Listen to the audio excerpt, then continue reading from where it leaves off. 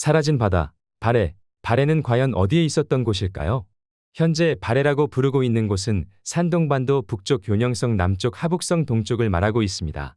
발해군이라고 말하는 곳을 하북성 아래 산동성에 걸쳐 있는 곳을 말합니다. 그러나 이 곳 일리 없다고 생각하시는 분들 많을 거라 봅니다. 발해라는 큰 바다는 어디에 존재했을까? 지금은 사라지고 없을 거라 생각됩니다. 요나라 역사서를 보시겠습니다. 요사 병위지. 요는 요하와 발해의 왼쪽에 도읍을 두고 요나라는 오른쪽에 발해를 두고 있다고 말하는 부분입니다. 요나라의 오른쪽 경계는 발해와 접해 있다 라고 합니다. 그 다음 탕록의 오른쪽에 고을을 두어 병력이 막강하였다.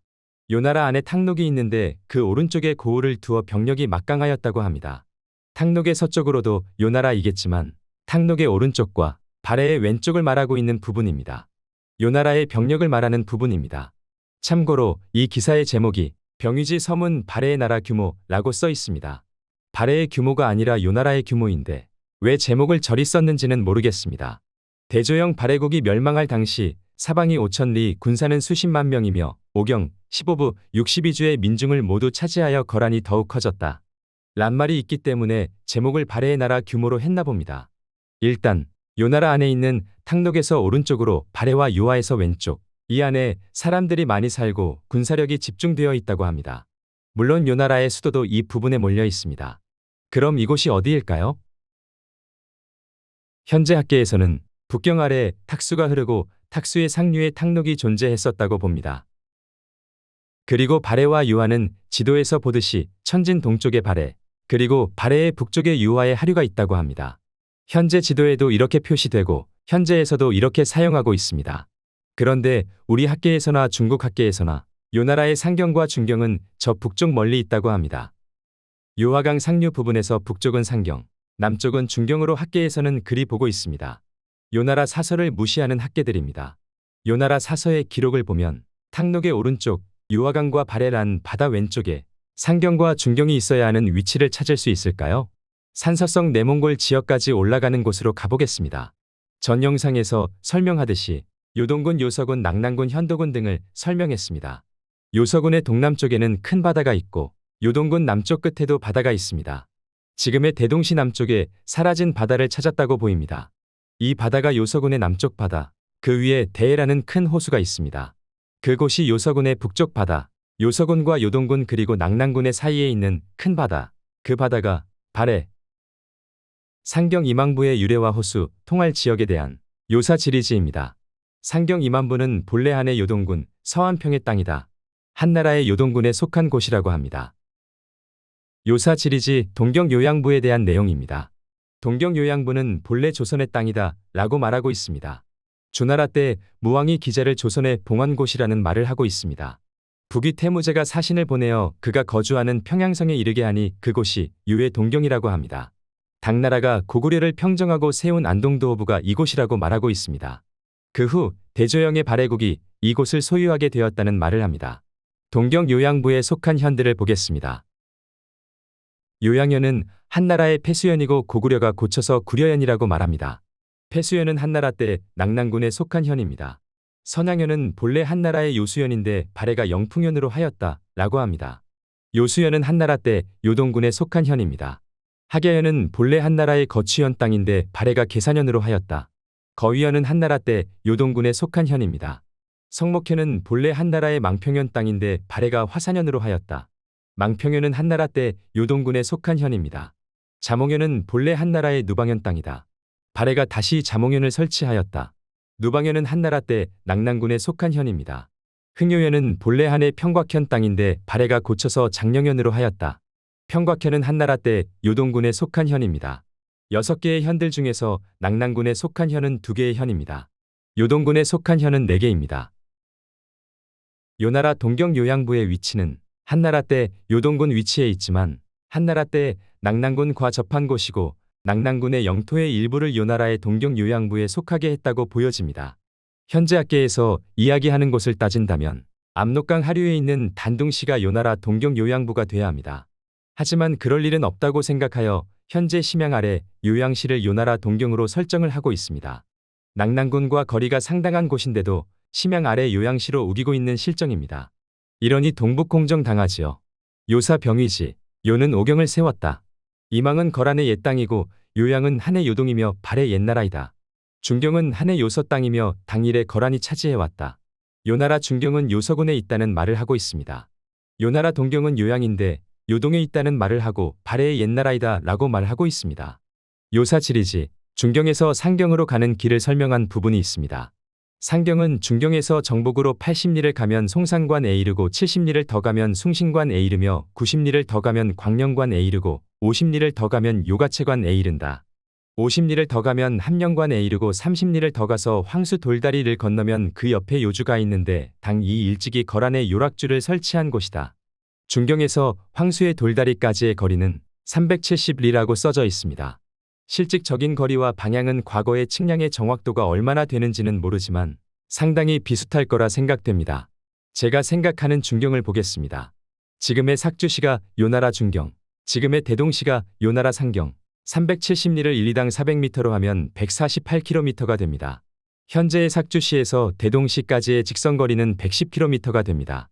삭주와 대동에 가는 길에 있는 산맥의 북쪽으로 간다고 한다면 138km 나옵니다.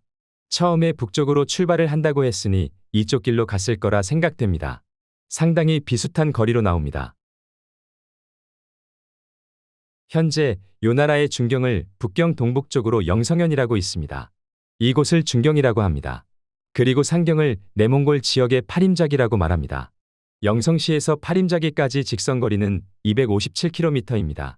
요사 지리지에 나와 있는 중경에서 상경의 거리는 370리 148km에 비해서 차이가 너무 많이 납니다. 역사서를 무시하는 사람들이 앞날에 미래가 있을까요? 참 한심합니다. 발해의 왼쪽에 도읍을 두었다고 했고 탕록의 오른쪽을 이야기하는 부분이 있었습니다. 탕록이 과연 어디일까요? 현재 하북성 북경 아래에 탁수가 흐르는 강이 있습니다. 탁수의 상류가 탁군, 그곳이 탕록이라고 말하고 있습니다. 공손시 가문의 황제 헌원이 성을 쌓고 있던 곳입니다. 황제 헌원은 연나라 지역의 사람으로서 북방계 사람임을 알 수 있습니다. 저 간약한 화족이라고 떠드는 사람들과 황제 헌원은 다른 종족임을 알 수 있습니다. 탕록을 찾아보겠습니다. 후한서 지리지, 상곡군은 성 8개를 보유하고 있으며 저양 반 영원 11년에 복구하였다. 영 광령 거영 구무 탕록 하락 이렇게 끝납니다. 상곡군에 탕록이 있다는 말을 하고 있습니다. 진서, 삼국통일한 진나라입니다. 광영군, 옛날 상곡이라고 말하고 있습니다. 하락 반 탕록, 사마씨의 나라에서는 상곡군이 광영군이 되었고 탕록이 있다고 말합니다. 사마천 사기를 보시겠습니다. 아래를 보시면 조양이라고 있습니다. 조양의 각주를 보시면 정이 상곡에 있다 라고 말하고 있습니다. 색은 지리지, 조양현은 상곡에 속한 현이다. 정이, 상곡군의 옛성은 규주 회흥현 동북 120리에 있다. 장성이 이어져 있다. 라는 각주를 보시면 정이, 즉 마읍장성이다 또는 연장성이다. 규주 북쪽에 있다. 조양현은 한나라 때 상곡군에 속한 현입니다. 마읍장성, 연장성이라고 말을 하고 있는데 규주 북쪽에 있다라고 말합니다. 조양현 남쪽에 규주가 있다는 말이 됩니다. 규주 위에 마읍장성 또는 연장성이 있다고 말을 하는 부분, 연장성은 딱 한 군데, 산서성 북쪽에 있는 곳입니다. 황하에서부터 장자커우시에 이르는 구간을 연장성으로 보고 있습니다. 상곡 아래에는 마읍이 있고 마읍에는 마읍장성, 즉 연장성이 있고 그 장성 아래 남쪽으로는 규주가 존재합니다. 규주는 당나라 이후 지명인 듯합니다. 상곡에는 탕록이 존재했고 탕록은 발해의 서쪽에 있어야 하는 곳, 연장성이 있고 상곡에 탕록이 있으니 이곳이 요나라 사서에서 말하는 그 지역임을 알 수 있습니다. 발해와 유화의 왼쪽에 요나라의 수도가 있어야 하는 곳은 탕록을 넘어가지 못하는 곳에 위치해야 하는 곳에 중경과 상경이 존재합니다. 연나라의 땅에 대한 한서 지리지에 대한 내용이 있습니다. 연나라 동쪽에는 어양, 우북평, 요서, 요동이 있고 서쪽에는 상곡, 대군, 안문이 있으며 낭랑, 현도 또한 연나라에 속한다. 상곡에서 요동까지는 땅이 넓고 백성이 희소하여 자주 이민족의 노략질을 당하였다.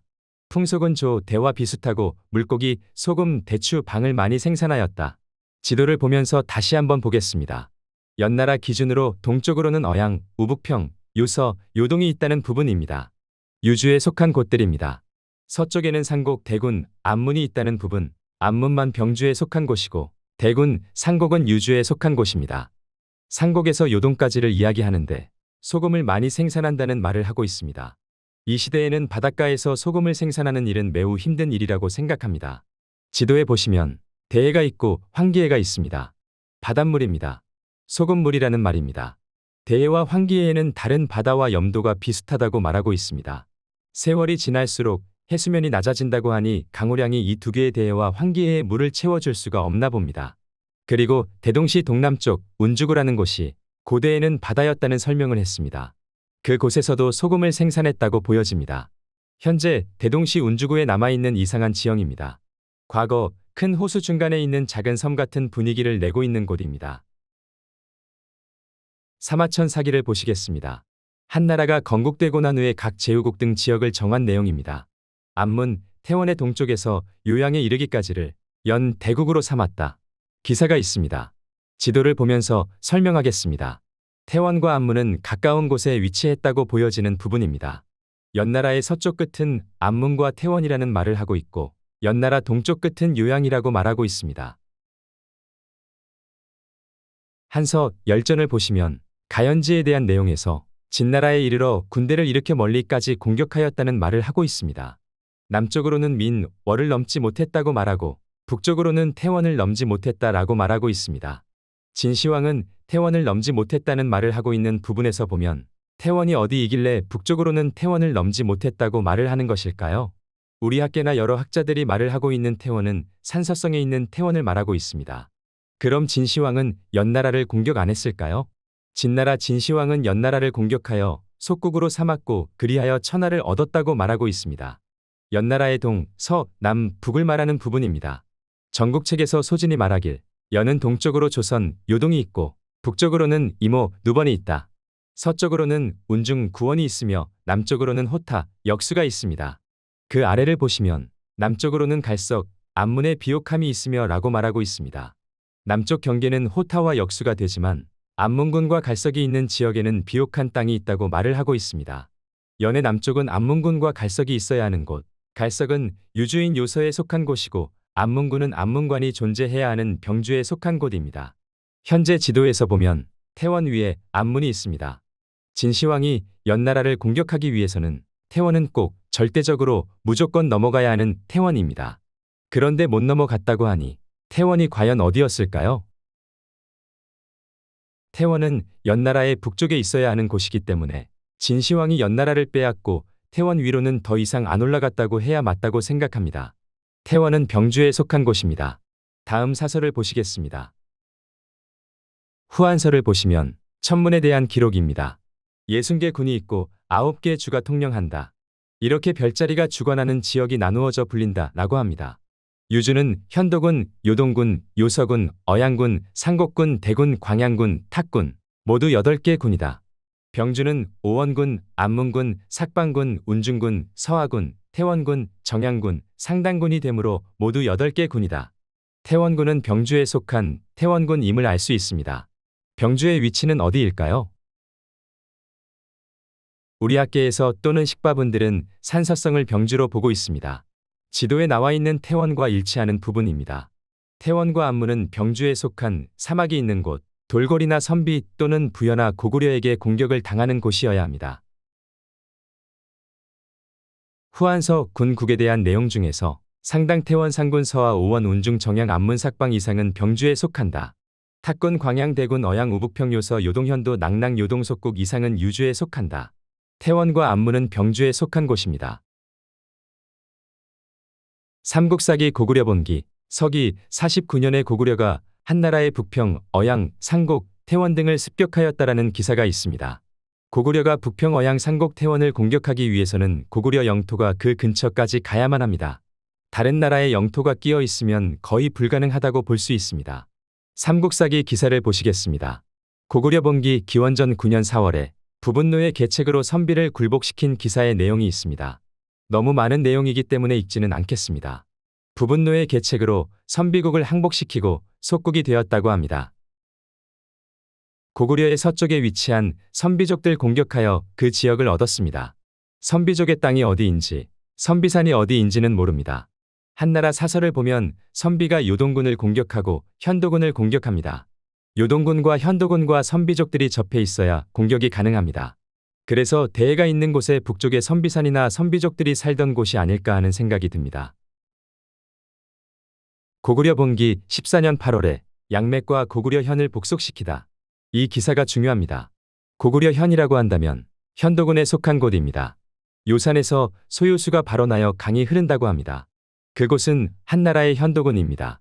고구려가 현도군을 공격해서 빼앗았기 때문입니다. 하지만 전체적인 현도군을 다 뺏은 건 아닙니다. 고구려 현과 양맥만을 뺏었다고 합니다. 현도군의 동쪽만을 뺏었은 듯합니다. 한나라의 현도군을 공격을 하였으니 이때부터는 한나라와의 전쟁을 시작하였습니다. 후한서를 보시겠습니다. 요동 선비가 무려현을 포위하였다. 요서군의 선비가 투항하였다. 요동에도 요서에도 선비 족대은 있었나 봅니다. 후한서를 계속 보겠습니다. 106년에 선비가 어양군을 침법하자 어양군 태수 장현이 추격하였으나 전사하였다. 128년 9월에 선비가 어양군을 침범하였다. 97년에 선비가 비어현을 침법하자 비어현은 요서군에 속한 현입니다. 이렇게 선비와 한나라 요서군, 어양군과 요동군은 접해 있어야 합니다. 요서 선비는 대해 북쪽에 있었을 것이고 요동 선비는 황기의 북쪽으로 있었을 거라 생각됩니다.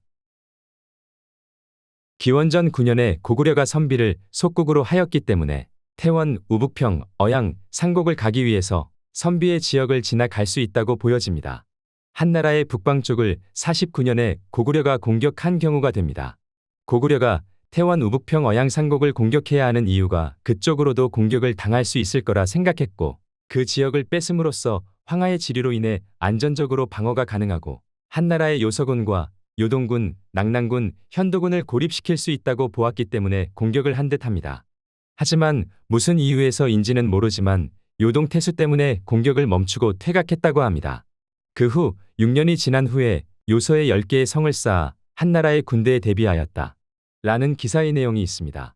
요서 선비의 지역에 10개의 성을 쌓았다고 보여지는 부분입니다. 대해의 북쪽으로 10개의 성을 쌓았다고 보여집니다.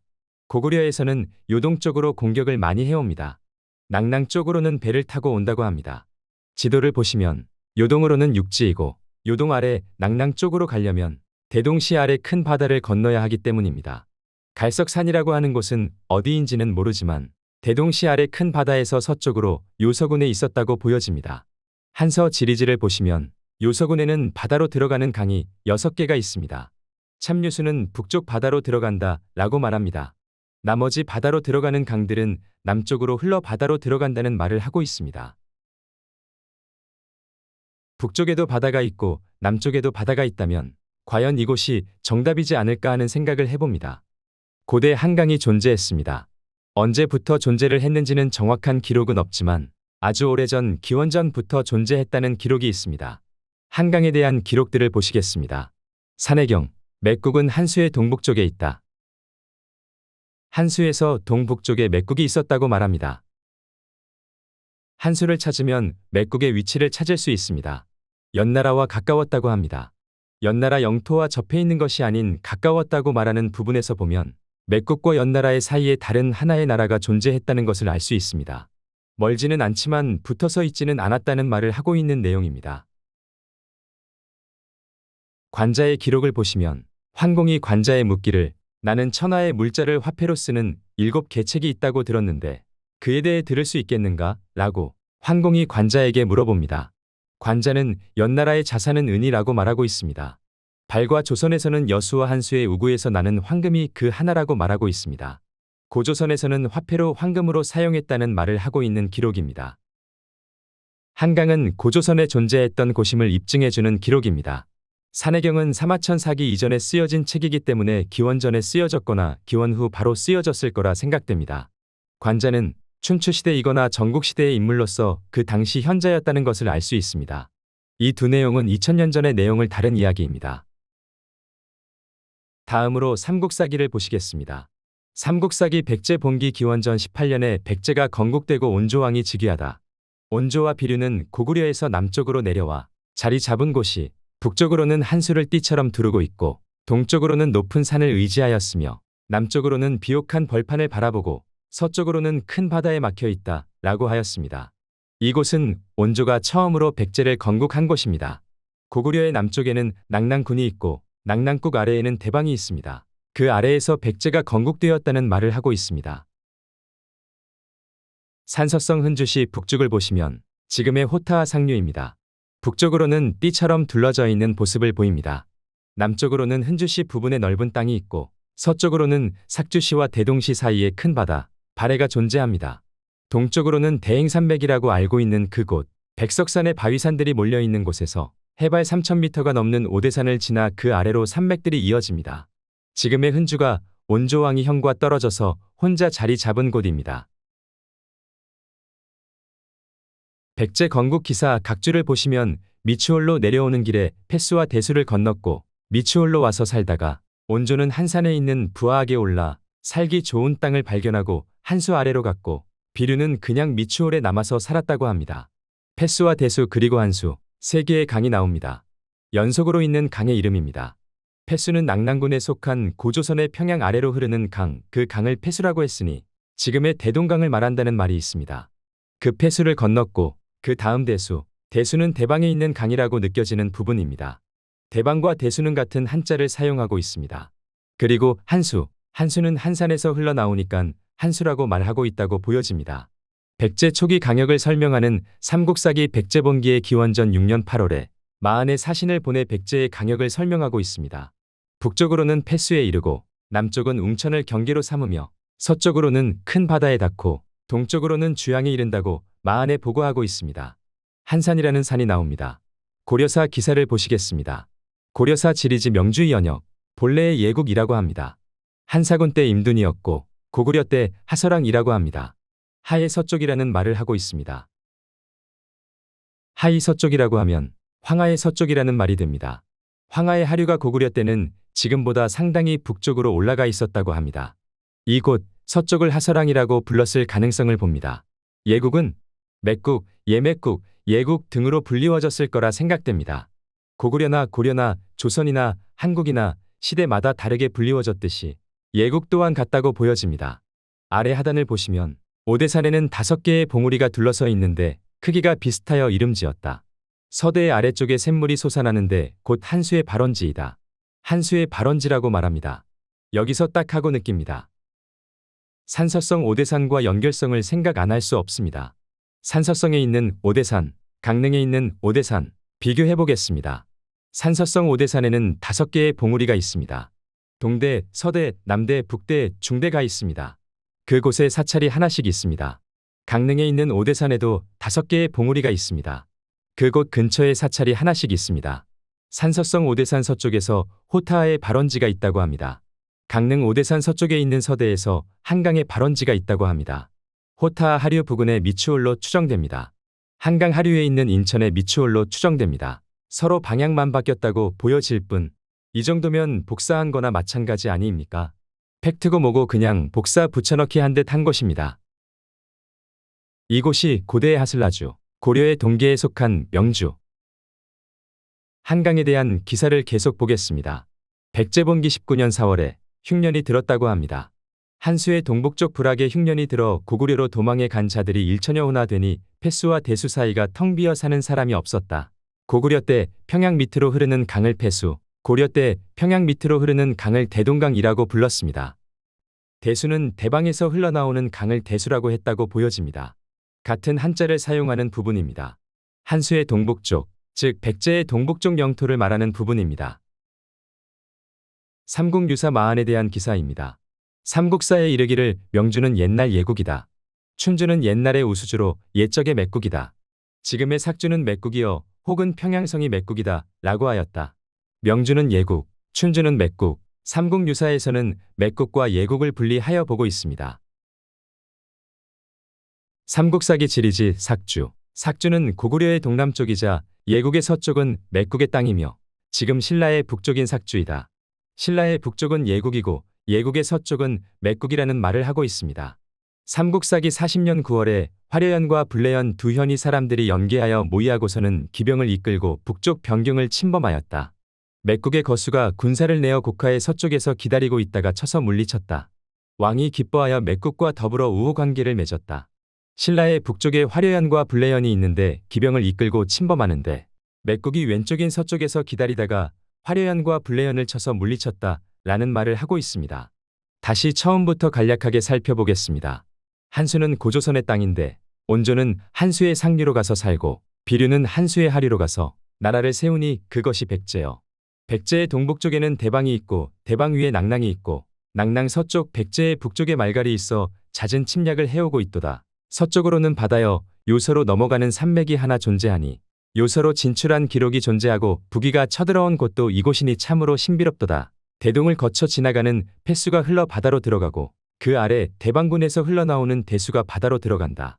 한산에서 한수가 나와 바다로 들어가는데 한수의 하류에는 예국이 존재했었고 한수의 동북쪽에는 맥국이 존재하니 이것이 예맥이니 하북성과 산서성은 예맥조선이로다. 하북성 보정시는 남평양이요 한산주가 되고 양주가 되어 고려의 남경 이로다. 한산을 버들 삼고 풍요로운 한수의 들판을 달리니 그 용맹함은 이루어 마한을 공격하여 광활한 영토를 얻으니 수많은 나라에서 조공을 바치러 왔도다. 한수 즉 한강을 찾아 달려보았습니다. 다음은 압록강을 찾아 달려볼까 합니다. 압록강을 찾기에는 많은 어려움이 존재합니다. 많은 시간이 걸리지도 모릅니다.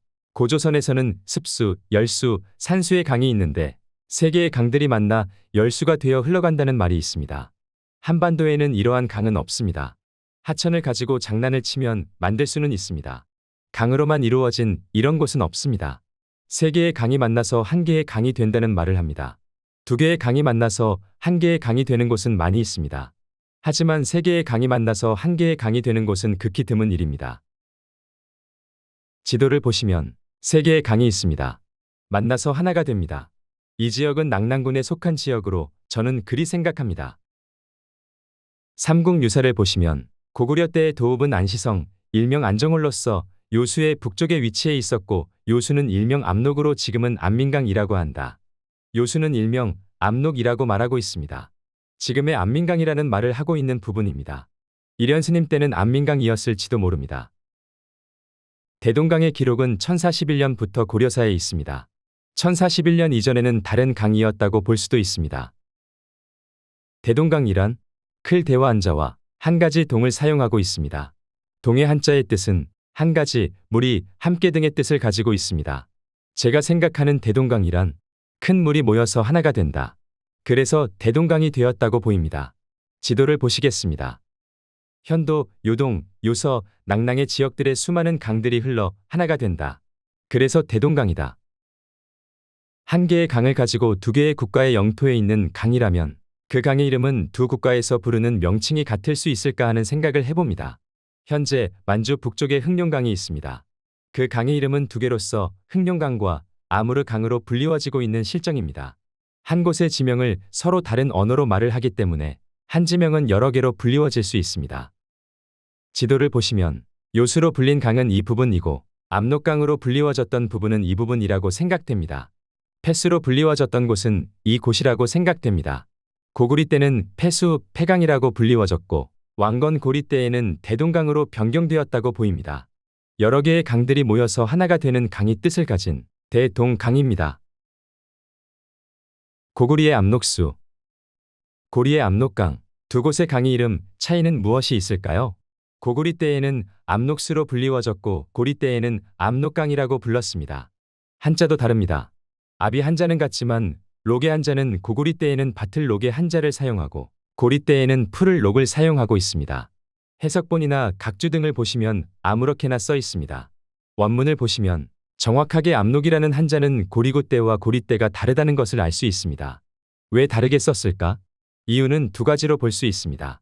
첫 번째, 두 개의 강이 존재했고 압록수가 있고 압록강이 있는데 고구리 때에는 압록강이 다른 강 이름으로 불리워졌다고 보입니다.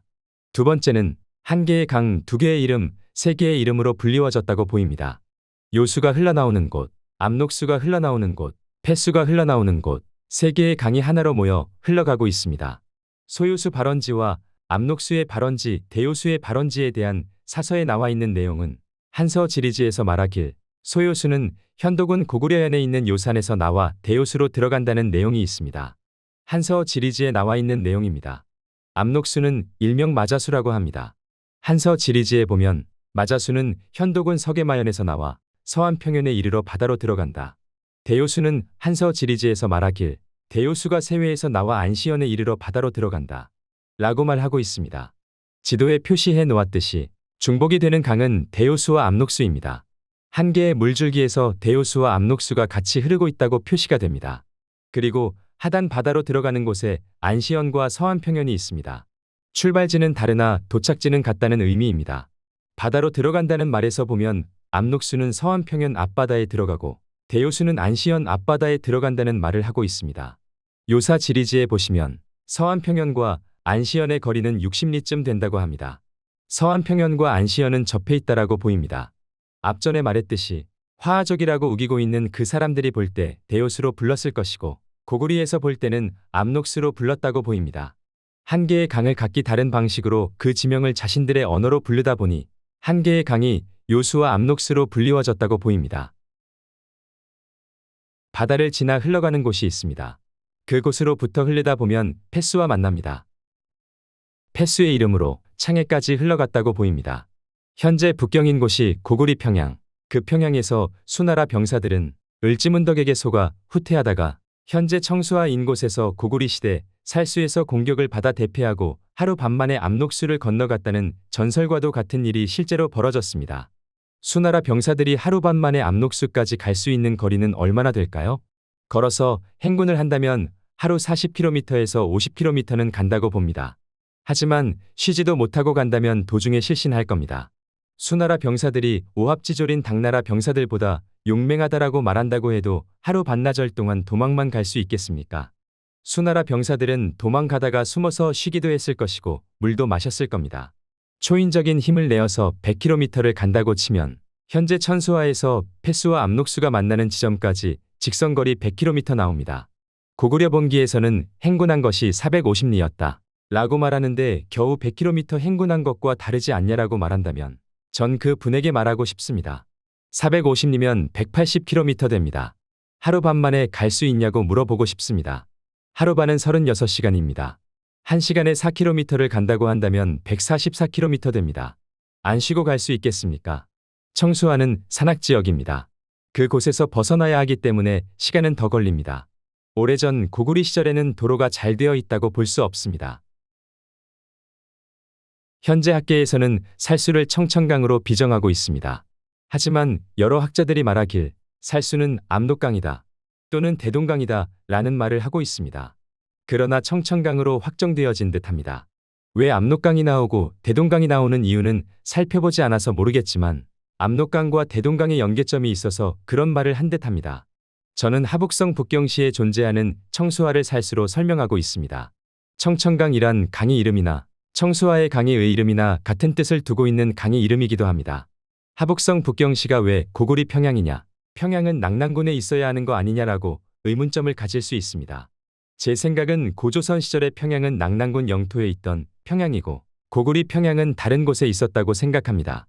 원나라 원삭, 요나라 요사 등을 보면 동경 요양부 등의 이름이 나옵니다. 그곳은 평양이라는 말을 합니다. 이 사서들의 말대로라면 원나라 요나라 등이 고려의 북계 안복대도어부가 그들의 영토가 되어야 합니다. 그러나 고려사를 보면 안복대도어부에는 강동 육주가 있고 꾸준히 그 영토를 지켜왔습니다. 원사 지리지를 보시면 동령로에 대한 내용입니다. 고구려의 평양성 당이 고려를 정벌할 때 평양의 예터가 아니었다.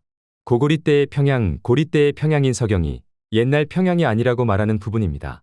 원나라에서 차지하고 있던 그 평양은 고조선의 평양이고 고구려의 평양 즉 고려의 서경은 잠시 뺏었다가 고려에게 다시 돌려주었습니다. 그 후에 동령로는 꾸준히 운영되었고 그곳은 요동군과 낙랑군 위치에 있는 곳입니다. 제가 보는 평양 즉 서경은 지금의 하북성 북경시입니다. 고조선의 평양은 서북쪽으로 산맥을 넘어가서 있는 곳으로 추정하고 있습니다. 고려의 서경이 아닌 원나라의 평양과 개경 사이에 있는 자비령을 경계로 삼았다 라는 말을 하고 있습니다. 한나라 때의 요동군과 낙랑군의 경계선은 고려 때의 압록강, 왕건 고리의 압록강을 넘어가면 거란의 요양 동경부가 존재해야 하는 곳, 거란의 요양 동경부는 한나라 때 요동군과 낙랑군 경계지역에 있어야 하는 곳, 강동 육주라고 말할 수 있는 곳, 압록강의 안팎에 6개 성을 쌓았다라고 말할 수 있는 곳입니다. 신라가 고구리를 멸망시키고 나서 압록수 이북에 항복하지 않은 성, 압록수 이북에 항복한 성, 삼국사기 지리지에 나옵니다. 신라가 볼 때의 압록수는 남북으로 갈려져 있다라고 봅니다. 왕건 고리에 대한 압록강은 다음 편에 이어나가겠습니다. 고구리 때의 국경은 요동의 요수. 고구리 때의 최대 영토 요동을 넘어 요서를 건너 영주까지 이르렀다 하였습니다. 고리 때는 압록강을 국경으로 사용하였고 원나라 침공 이후 태행산맥을 국경으로 삼았으니 왕건 고리는 동방의 예의를 아는 나라, 동방예의 지국이라 하였습니다. 고려 초에 패서도라고 존재했습니다. 후 삼국시대에도 패서라는 지명은 존재합니다. 995년에 성종이 전국을 나누어 10도를 만들 때의 서경의 소관으로 하여 패서도라 하였다. 뒤에는 북계라 불렀다. 1102년에 서북면이라 불렀다. 패서도라는 지명입니다. 패라는 것은 패수, 패강입니다. 패서도는 패수의 서쪽을 말합니다. 이 시대 전국을 10도로 만들 때 한 지역을 정하여 그 지역을 기준으로 삼고 방향을 붙여서 정하였습니다. 영남도, 영동도 등의 지명이 있습니다. 영이란 기준은 큰 산맥을 넘어가는 곳을 영이라고 합니다.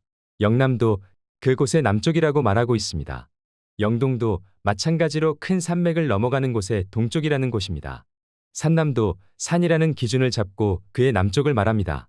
강남도, 강이라는 지명을 가지고 그의 남쪽을 말합니다. 강은 황하강을 말하는 듯합니다. 하남도, 하의 남쪽을 말합니다. 한강의 남쪽을 말합니다. 의문점은 조금 이따 설명하겠습니다. 중원도 고려의 가장 중간이라고 하는 곳을 말합니다. 해양도 바다가 많은 땅을 말합니다. 관내도 한강 북쪽 양주와 남쪽 광주 그리고 서해를 합쳐 관내도라 합니다. 삭방도 신라의 북쪽 예국의 영토였던 곳 동해가 있어야 하는 곳입니다. 교주도 영동과 영서를 교주강릉도라 하니 영서가 교주도라 합니다. 교주, 춘주, 동주를 합쳐 교주도라 불리웠습니다. 동계, 경계 계를 사용하는 한자, 북계와 동계가 양계를 이룬다. 계의 동쪽을 동계, 계의 북쪽을 북계라 합니다. 동계와 교주도를 합쳐 삭방도로 합니다. 패서도, 패수의 서쪽이라고 하는 곳을 말합니다. 광주에는 회수가 흐르고 있다고 보여집니다.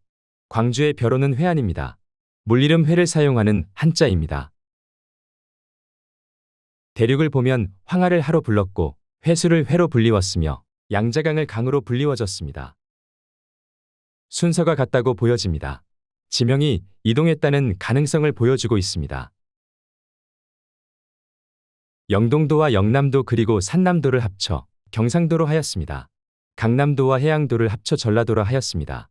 하남도와 중원도 그리고 관내도 일부를 합쳐 양광도로 하였습니다. 관내도 일부를 서해도로 하였습니다. 삭방도를 나누어서 교주도와 동계로 분리했습니다. 패서도를 북계가 되었습니다.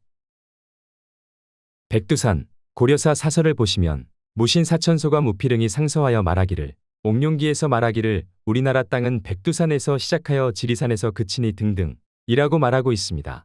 왕건 고리의 북쪽이라고 말할 수 있는 곳은 백두산입니다.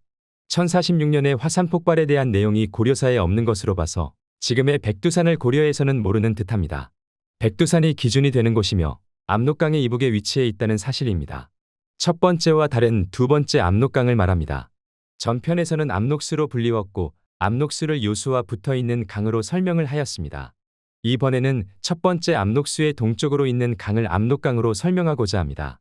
압록강에서 중요한 것은 백두산입니다. 백두산에서 압록수가 흘러나와 바다로 들어가는 부분입니다. 그 나라에서 가장 큰 강이라고 말하는 부분이 있습니다. 압록강 북쪽으로 숫자가 많이 써져 있는 부분이 있습니다. 저는 이 부분을 백두산으로 보고 있습니다. 해발 2050m의 산에서부터 시작하여 동쪽으로 2300m 산을 거쳐 동쪽으로 1700m 산까지 가는 긴 산, 백두산, 때로는 장백산으로 불리워졌다는 말이 있습니다.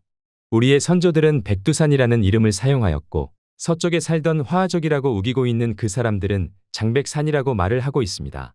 각기 다른 언어를 가지고 있기 때문에 다른 말을 한다고 보여지는 부분입니다. 압록강 북쪽에 백두산이 있어야 하는 곳, 백두산 밖에서는 여진족들이 살아가고 있고 안쪽으로 자주 들어와 살고 있다고 보입니다. 여진족은 이전 역사에서 바레인들이고 그 바레인들의 이전에는 말갈이라고 불리워졌습니다. 그 후 선비 또는 흉노, 오한, 산융 등으로 추정됩니다. 백두산, 백산말갈이 존재했었고 백산말갈에서 압록수가 흘러나온다는 말이 있습니다. 백산말갈은 태백산에서 사는 사람들을 말합니다. 압록강과 백두산 그리고 백산말갈, 발해국 대조영이 살았던 곳이 백산부입니다. 고구려 멸망 후 동모산에서 발해국을 건국했다는 말을 하고 있습니다. 압록수가 출원하는 지역은 현도군 서계마현입니다. 소요수 또한 현도군 고구려현이라고 말합니다. 소요수와 압록강의 출원지는 바로 근처에 있었다고 보여집니다. 압록강 동쪽에는 거란의 동경이 있어야 하는 곳입니다. 압록강 남쪽으로는 고려의 북계가 있는 곳, 압록강 안팎으로 6개의 성을 쌓은 곳입니다. 안팎으로 성을 쌓았다는 말을 하고 있는 사서의 내용입니다. 고려사에 나와 있는 압록강에 대한 내용을 보면서 설명하겠습니다. 고려사 984년에 압록강가에 성을 쌓아 관문으로 삼게 하였는데 여진이 군사를 동원하여 그것을 막았다고 합니다. 백두산 북쪽으로는 여진족들이 살고 있는데 그곳에서 고려로 들어오는 곳에 성을 쌓아 관문을 설치하려고 하다가 공격을 받았다는 내용입니다. 높은 산맥에서는 자연적으로 장벽이 됩니다. 압록강가에 쌓아야 하는 곳을 지도로 보시겠습니다. 압록강이 다른 강과 만나서 동쪽으로 빠져나가는 부분입니다. 이곳에서 서쪽으로 북쪽으로 여진족들이 살고 있다고 보여집니다. 고려사 991년에 압록강 바깥에 거주하는 여진족을 백두산 너머로 쫓아내어 그곳에 살게 하였다. 압록강 밖이라는 말을 하고 있습니다. 안쪽과 바깥쪽으로 구분하는 부분입니다. 압록강 북쪽에 여진족을 백두산 너머로 쫓아냈다는 말을 하고 있는 내용입니다. 고려사 1039년에 압록강 동쪽의 성보 증축을 멈춰달라고 요청하였다. 압록강의 동쪽을 말하고 있는 기사 내용입니다. 압록강은 북쪽도 있고 동쪽도 있는 그런 강입니다. 고려사 1055년에 압록강 이동 지역을 하사하여 우리나라의 국경이 되었습니다. 라는 기사 내용입니다. 압록강의 이동 지역을 고려의 땅이라고 거란이 인정하는 기사입니다. 고려사 서희와 소손영과의 담판에서 만일 국경 문제를 논한다면 요의 동경도 모조리 우리 땅에 있는데 어찌 우리가 침범해 왔다고 말하는가. 게다가 압록강 안팎 또한 우리 땅인데 지금 여진이 그 땅을 훔쳐 살면서 완악하고 교활하게 거짓말을 하면서 길을 막고 있으니 등등의 내용입니다. 요의 동경도 고려의 땅이라고 말하는 부분입니다. 산맥을 보시면 요의 동경이 고려의 땅이라고 해도 문제되는 게 없는 지역입니다. 여진이 안팎에서 안다고 말을 하고 있는 부분입니다. 압록강의 남북으로 여진족들이 훔쳐 살고 있다고 말하고 있어서 이 길을 통하여 거란으로 가야 하는데 못 간다는 말을 하고 있습니다.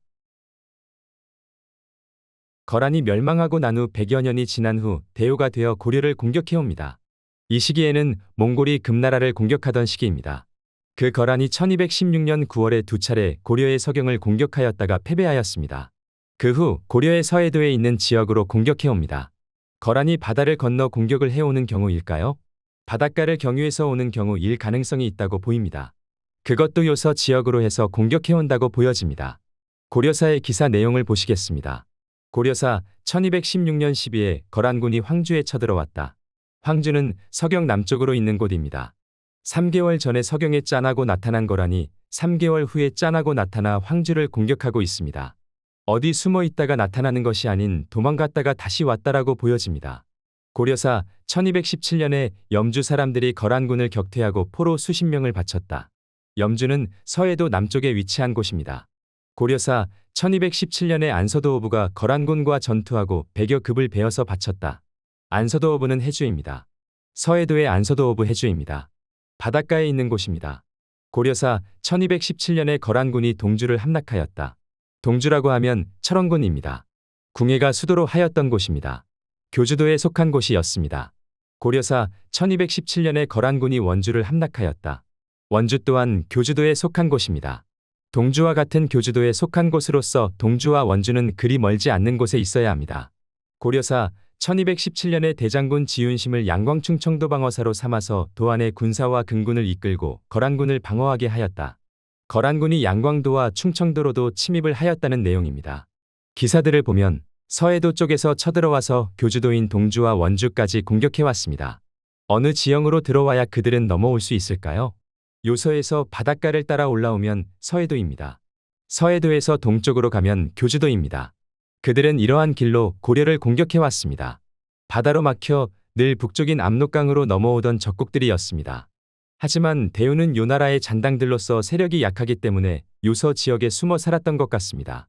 지구 지각 변동에서 보면 섬서성 남부, 산서성 서남부로부터 산서성 북쪽과 그 위로 대흥안령 산맥으로 뻗어서 5억 년부터 2억 5천만 년 전까지 바다였는데 육지로 변하는 과정을 거쳤다고 합니다.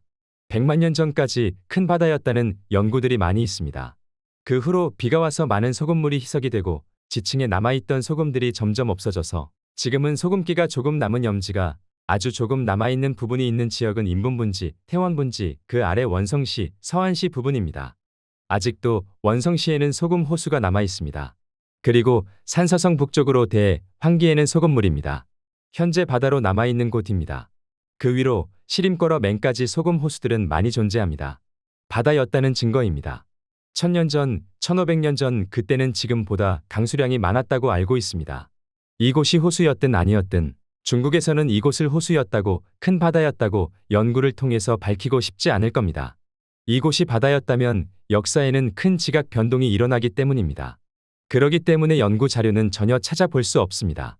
이 중에서 산서성 북부에 있는 대동시 아래에 있는 바다를 북해라 하였고 훗날 발해라고 했을 가능성, 이곳을 고려에서는 서해로 불리워졌고 그 아래의 바다들도 서해로 불리워졌다고 보입니다. 요즘 핫하다는 AI에게 물어보았습니다.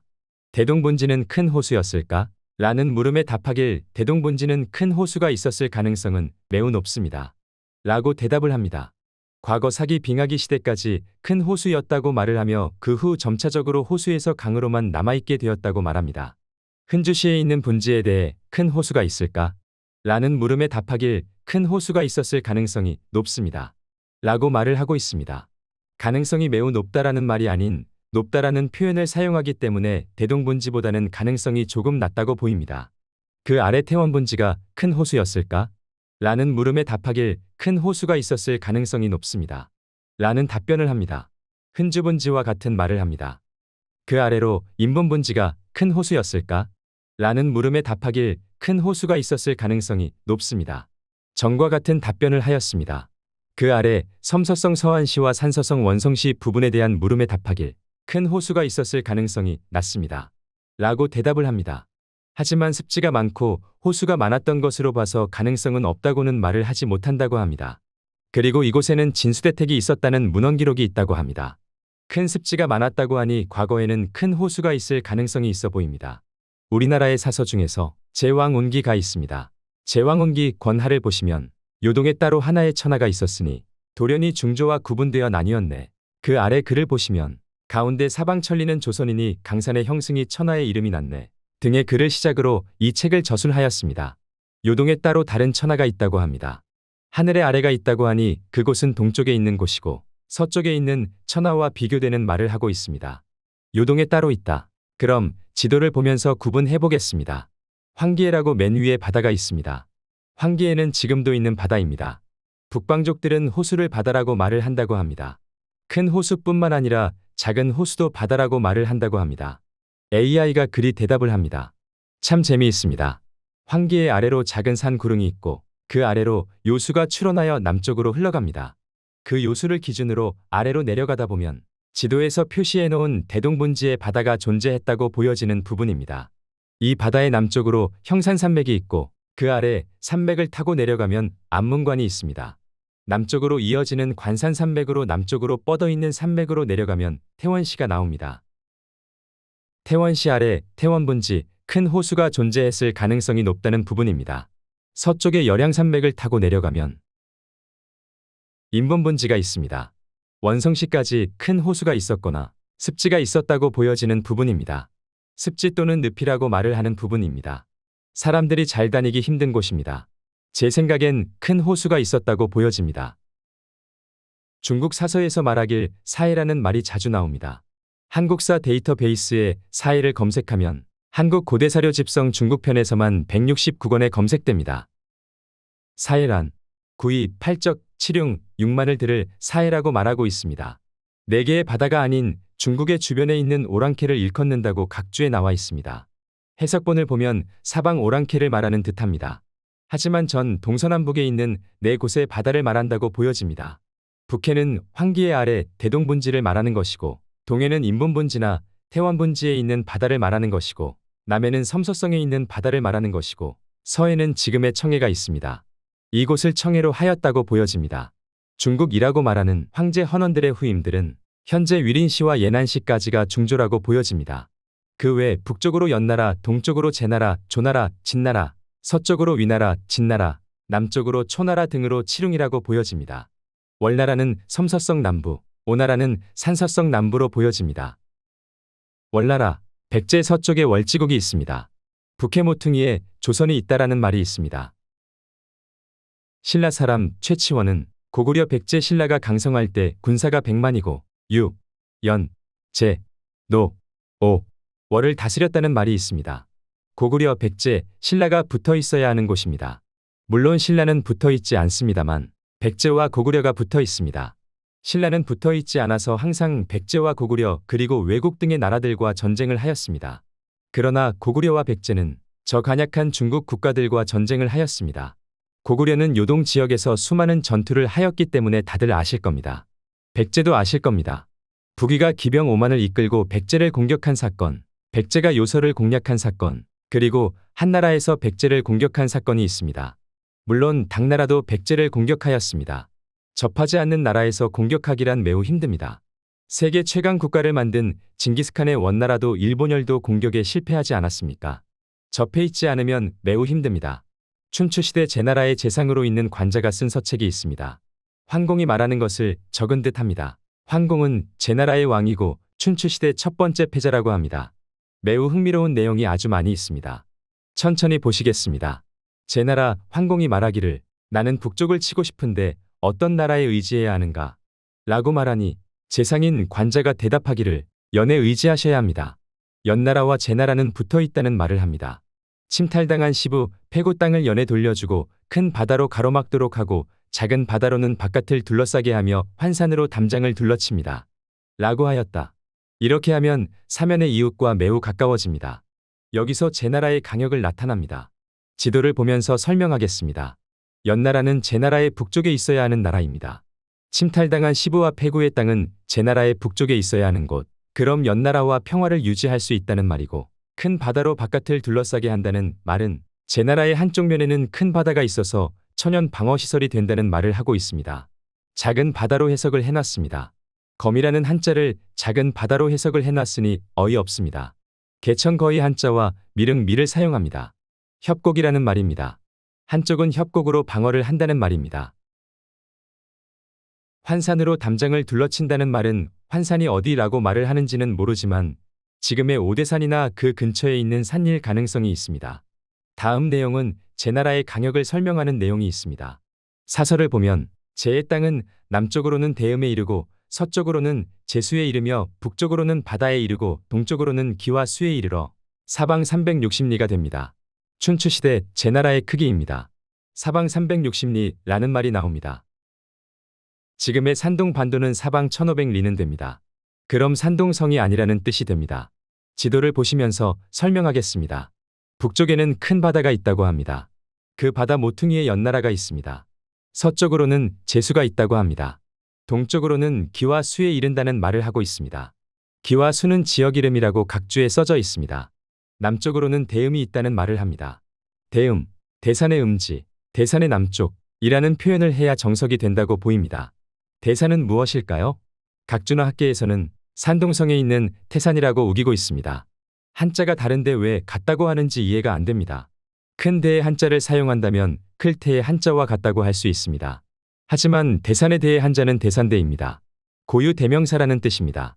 세상에서 단 하나뿐인 대산입니다. 산동성에 있는 태산과 같다고 하면 절대 안 되는데 학계에서나 중세 학자들의 각주에서도 여기에 나오는 대산이 산동성에 있는 태산이다 라고 우기고 있는 실정입니다. 참 어이가 없습니다. 우기면 다 된다는 세상에서 살던 사람들이기 때문일까요? 왜들 그러는지 이해하기 힘듭니다. 잠시 사마천 사기의 사설을 보겠습니다. 해석을 이상하게 해서 원문으로 보시겠습니다. 바다와 대산 사이는 청주이다. 각주를 보시면 동쪽 바다에서 서쪽 대산이다. 동학은 대산이다. 순임금이 청주를 영주, 요서, 요동으로 나누었다. 지도를 보면서 설명하겠습니다. 일단 동쪽에는 바다가 있다고 합니다. 대동본질을 바다라고 말한다면 서쪽에는 대산이 있어야 합니다. 그럼 요동은 동쪽에 있고 요서는 서쪽에 있는데 요서의 서쪽에 영주가 있어야 합니다. 세 개의 지역 동쪽에는 바다가 있으니 서쪽인 영주에서 대산을 찾아야 합니다. 대산대의 한자를 사용하는 대해가 있습니다. 이 곳바다는 왜 대해라는 지명이 되었을까요? 대산과 어떠한 관계가 있기에 고유대명사인 세계에서 하나뿐인 대산의 이름을 바다에다가 붙였을까요? 이 바다인 대해의 서쪽, 영주라고 말하는 곳에 대산이 존재해야 한다고 보입니다. 여러 개의 산 중에 하나가 대산이라고 추정한다면 너무 무모한 생각이 아닐지 모르지만 어느 정도 추정은 해봅니다. 영주, 요서, 요동이 청주라고 말하니 이 청주는 대산에서 바다라고 말하는 부분입니다. 대산과 대국은 무슨 관계가 있을까? 대국에 대해 한자를 보시면 대신하다 대의 한자입니다. 대신할 대의 한자 밑에 외산자를 붙이면 대산대가 됩니다. 대국에 있던 산을 일컫는 말이 아닐까 하는 생각을 해봅니다. 대국은 산곳과 접해 있는 곳입니다.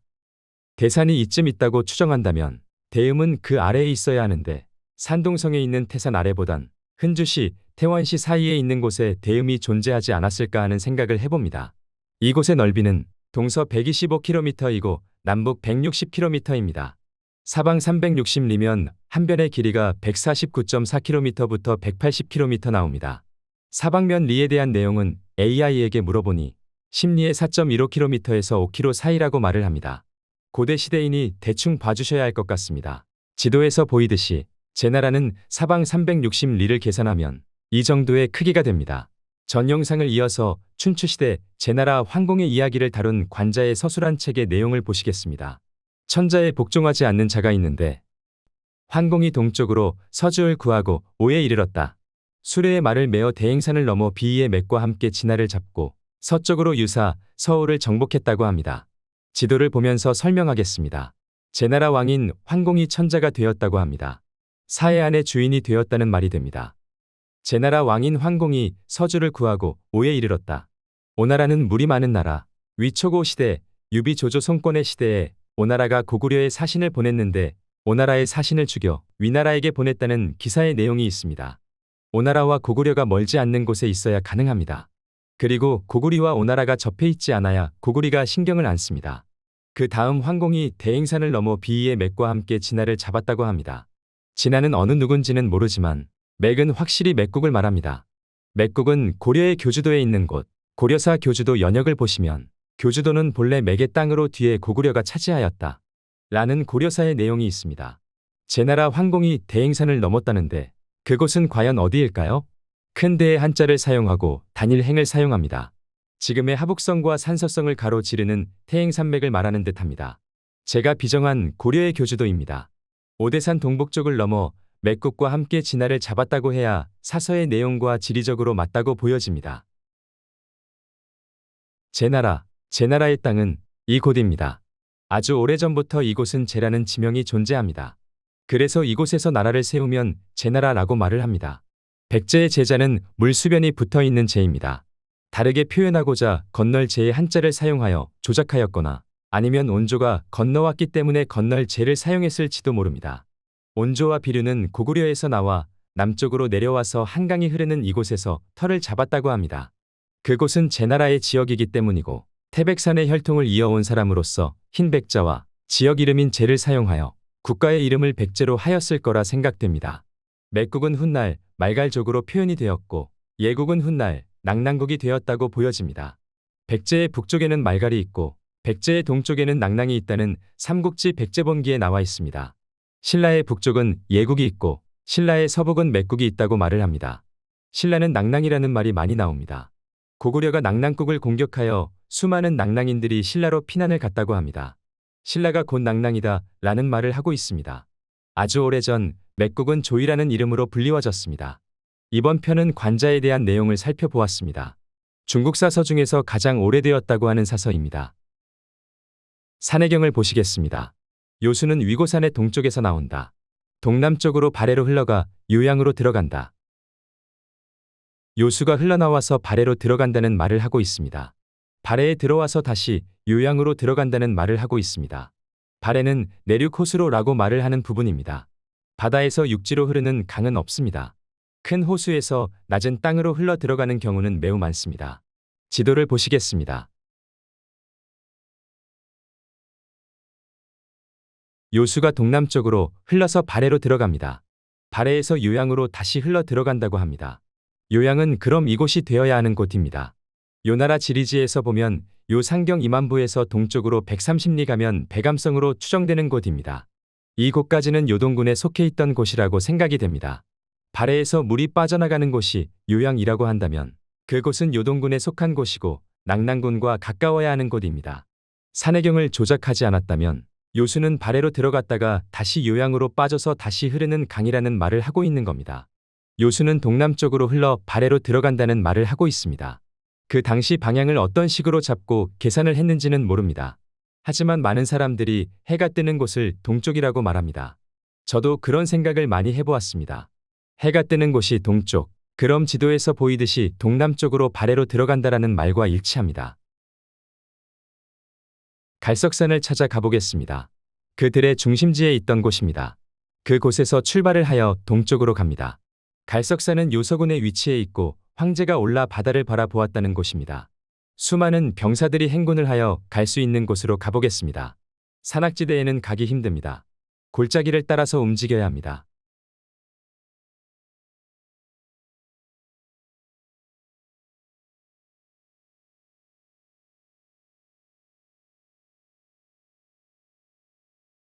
요서군에 다 왔습니다.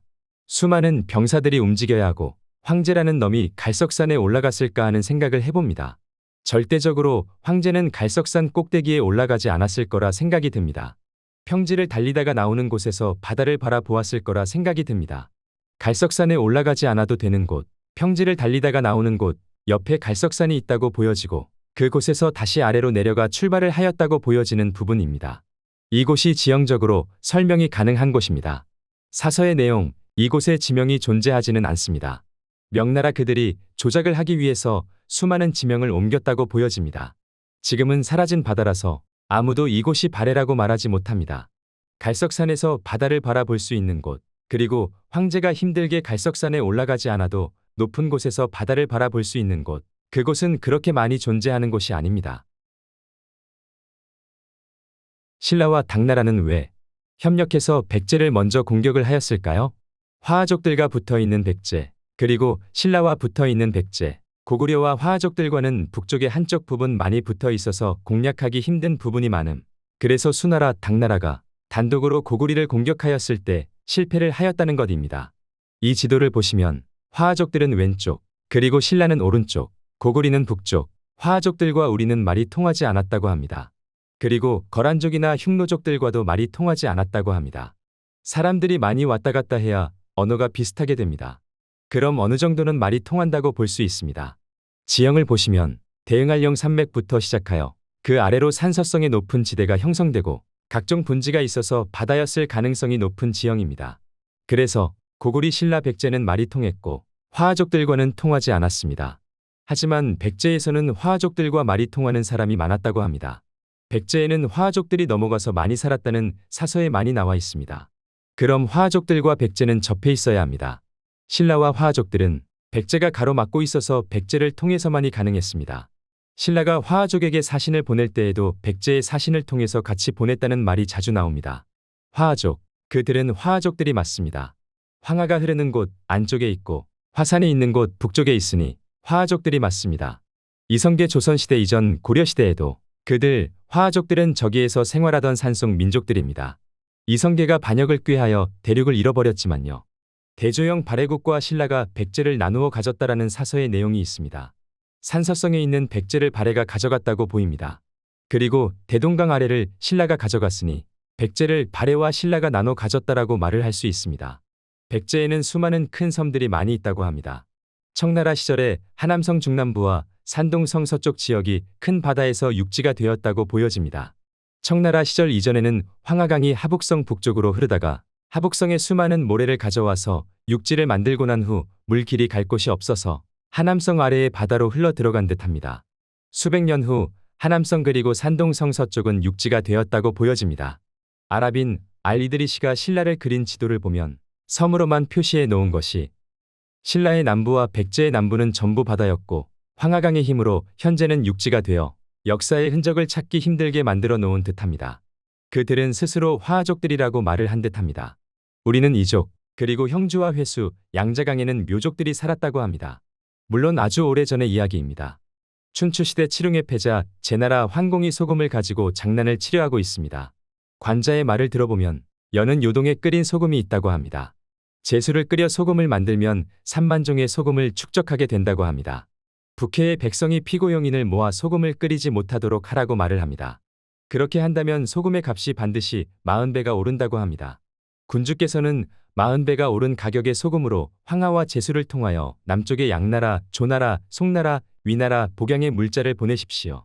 이 글을 보면 소금의 가격을 대폭 올려 황하와 제수를 통해 운반을 하여 밑에 있는 나라들에게 비싸게 팔아 먹으라고 말을 하고 있습니다. 매점매석 같은 아주 나쁜 짓을 하고 있습니다. 여기서 중요한 것은 소금입니다. 산동성 서쪽에 제수가 있다면 제수와 황하를 통해서 어떻게 남쪽의 양나라, 조나라, 송나라, 위나라에게 소금을 보낼 수 있겠습니까? 이건 신이라도 못합니다. 제가 비정한 곳을 보시겠습니다. 제 나라의 서쪽에는 제수가 흐른다고 합니다. 저는 제수를 현재 분하로 보고 있습니다. 분하는 제 나라의 서쪽에서 시작하여 남쪽으로 쭉 흘러 내려갑니다. 물자 수송해서 남쪽으로 보내기 아주 좋은 위치입니다. 황하도 마찬가지로 남쪽으로 흘러 내려갑니다. 관자의 사서 내용과 일치하는 부분입니다. 양나라, 조나라, 송나라, 위나라, 복양 등에게 물자를 보낸다는 말을 하고 있습니다. 이러한 내용이 있는데도 춘추시대의 각 나라들을 이상한 데다가 가져다 놓는다는 것이 이해하기 힘든 부분입니다. 아마 관자를 믿지 못하는 것 같습니다. 하지만 아주 오래전부터 내려온 서책일 건데 그를 무시하고 자기네들 맘에 드는 곳에 춘추시대의 나라들을 비정한다는 것이 자신들의 조상의 얼굴에 먹칠한다고 보여집니다. 대륙을 자기네들만의 역사 장소로 우기고 싶어서 화산의 북쪽, 황하의 남쪽의 전통적인 화족들의 영토를 고무줄처럼 쫙 늘려놓았습니다. 이승유의 제왕원기에서 보듯이 동쪽에 또 하나의 천하가 있다는 말을 하지 않았습니까? 서쪽에 천하가 있고 동쪽에 다른 천하가 존재한다고 이승유의 제왕원기에서 말하고 있습니다. 중국정사조선전, 위나라 사서인 위서 동이열전 백제편을 보시면 지난 경신년 이후 신의 나라 서쪽 국경에 있는 소석산의 북쪽 바다에서 10여 구의 시체를 발견함과 아울러 옷과 기물, 안장, 굴레 등을 얻어싸운데 살펴보니 고구려의 물건들이 아니었습니다. 뒤에 들으니 이는 폐하의 사신이 신의 나라로 오는 것을 뱀처럼 흉악한 것들이 길을 막고 바다에 침몰시킨 것이었습니다. 위서는 북위나라 사서입니다. 위수라는 사람이 황제의 명에 따라서 편찬한 북위의 사서라고 합니다. 북위가 기병5만을 이끌고 백제를 공격한 사건이 있는 나라이기도 합니다. 우리 학계에서는 북위 백제의 기록을 개무시하고 있습니다. 모든 사서의 내용을 무시하면 안 됩니다. 조작을 했다고 보기는 힘듭니다. 조작을 하였다면 백제와 북위가 서로 전쟁을 한 사실을 숨길 것입니다. 사서의 내용을 살펴보겠습니다. 신의 나라 서쪽 국경에 있는 이라는 말은 신하의 나라 백제의 서쪽 국경을 말합니다. 북위는 백제를 자신들의 신하의 나라라고 생각을 하고 있는 부분입니다. 한반도를 본다면 당연히 백제의 서쪽은 아주 큰 바다여야 합니다. 국경이라는 말을 사용한다는 것 자체가 이상하다고 보입니다. 국경이라고 한다면 땅에 있는 강이나 산맥 등을 경계선으로 잡습니다. 소석산의 북쪽 바다에서 10여 구의 시체가 발견되었다는 말을 하고 있습니다. 소석산이란 마한의 50여 국 중에 있는 나라 중에서 소석사국이라는 소국이 있었습니다. 삼국지 위지동의전을 보고 있습니다. 마한의 영토에 있던 소석사국에 있었던 소석산 북쪽 바다를 말하고 있습니다. 거기에서 시체를 발견했는데 고구려 사람들인 줄 알았는데 북위 사신단이었다는 말을 하고 있습니다. 이때 열받아서 기병 5만을 이끌고 백제를 공격했다고 할 수도 있습니다. 백제와 북위는 그리 잘 지낸 사이는 아닌 듯합니다. 다음 북위의 사서 백제편을 이어서 보겠습니다. 전에 사신을 파견하여 바다를 건너 변방방 먼 곳에 나라를 위묵해 하였는데 그로부터 여러 해가 지나도록 떠난 뒤 돌아오지 않아 생사와 도착 여부를 자세히 알지 못하였소. 그대 나라에서 보내온 안장을 그때 사신이 탔던 안장인가 대조해보니 중국의 물건이 아니었소. 반신반의한 일을 가지고 꼭 그럴 것이라고 단정하는 과오를 범할 수는 없소. 천하를 경략하는 중요 방법은 이미 별지에 갖추었소. 하였다. 여기서 중요하게 볼 것이 딱 두 개가 있습니다. 바다와 안장. 바다라는 말을 하고 있습니다. 고대 북쪽에서는 큰 호수를 바다라고 불렀다고 합니다. 그래서 여기서 말하는 바다는 큰 호수를 말한다고 보여집니다. 이유는 단 하나입니다. 다음으로 중요한 것이 안장. 안장은 무엇인가? 말 위에 얹는 물건. 사람이 타기 좋게 말 등에 얹어서 사람이 타는 자리에 놓는 물건을 말합니다. 그럼 그 사신은 말을 타고 갔다는 말을 하고 있습니다. 말을 타고 지금의 황해에 한국 기준으로 서해를 말과 함께 북위의 사신이 배를 타고 파도가 심해서 사람도 견디기 힘든 곳을 말과 함께 북위의 사신이 왔다는 말을 하고 있습니다. 북위의 사신이 말을 타고 백제에 왔다면 신라뿐이 없는데 변방의 먼 곳에 나라를 위묵해 하였다는 사실이 이상합니다. 먼 나라가 라고 해봐야 신라뿐입니다. 산서성의 북위와 백제의 국경을 보시겠습니다. 바다를 건넜다고는 하지만 바다 가상자리를 돌아서 강을 건너 백제로 갔다면 간단하게 말을 한다면 그냥 바다를 건너갔다는 말을 할 수 있습니다. 그런데 백제에서 가지고 온 안장이 북위의 안장이 아니었던 것, 빡돌아서 백제를 공격할 수도 있는 사건입니다. 백제에 관한 중국 정사조선전을 계속 보시겠습니다. 주서 2억 열전 백제편, 진나라, 송나라, 제나라, 양나라들이 강동에 운거하고 후위가 중원에 자리하였을 때부터 한결같이 사신을 보내 번국이라 칭하였다. 번국 그딴 거 중요한 것이 아니고 진송 제양나라들이 강동에 있을 때의 시기를 말합니다.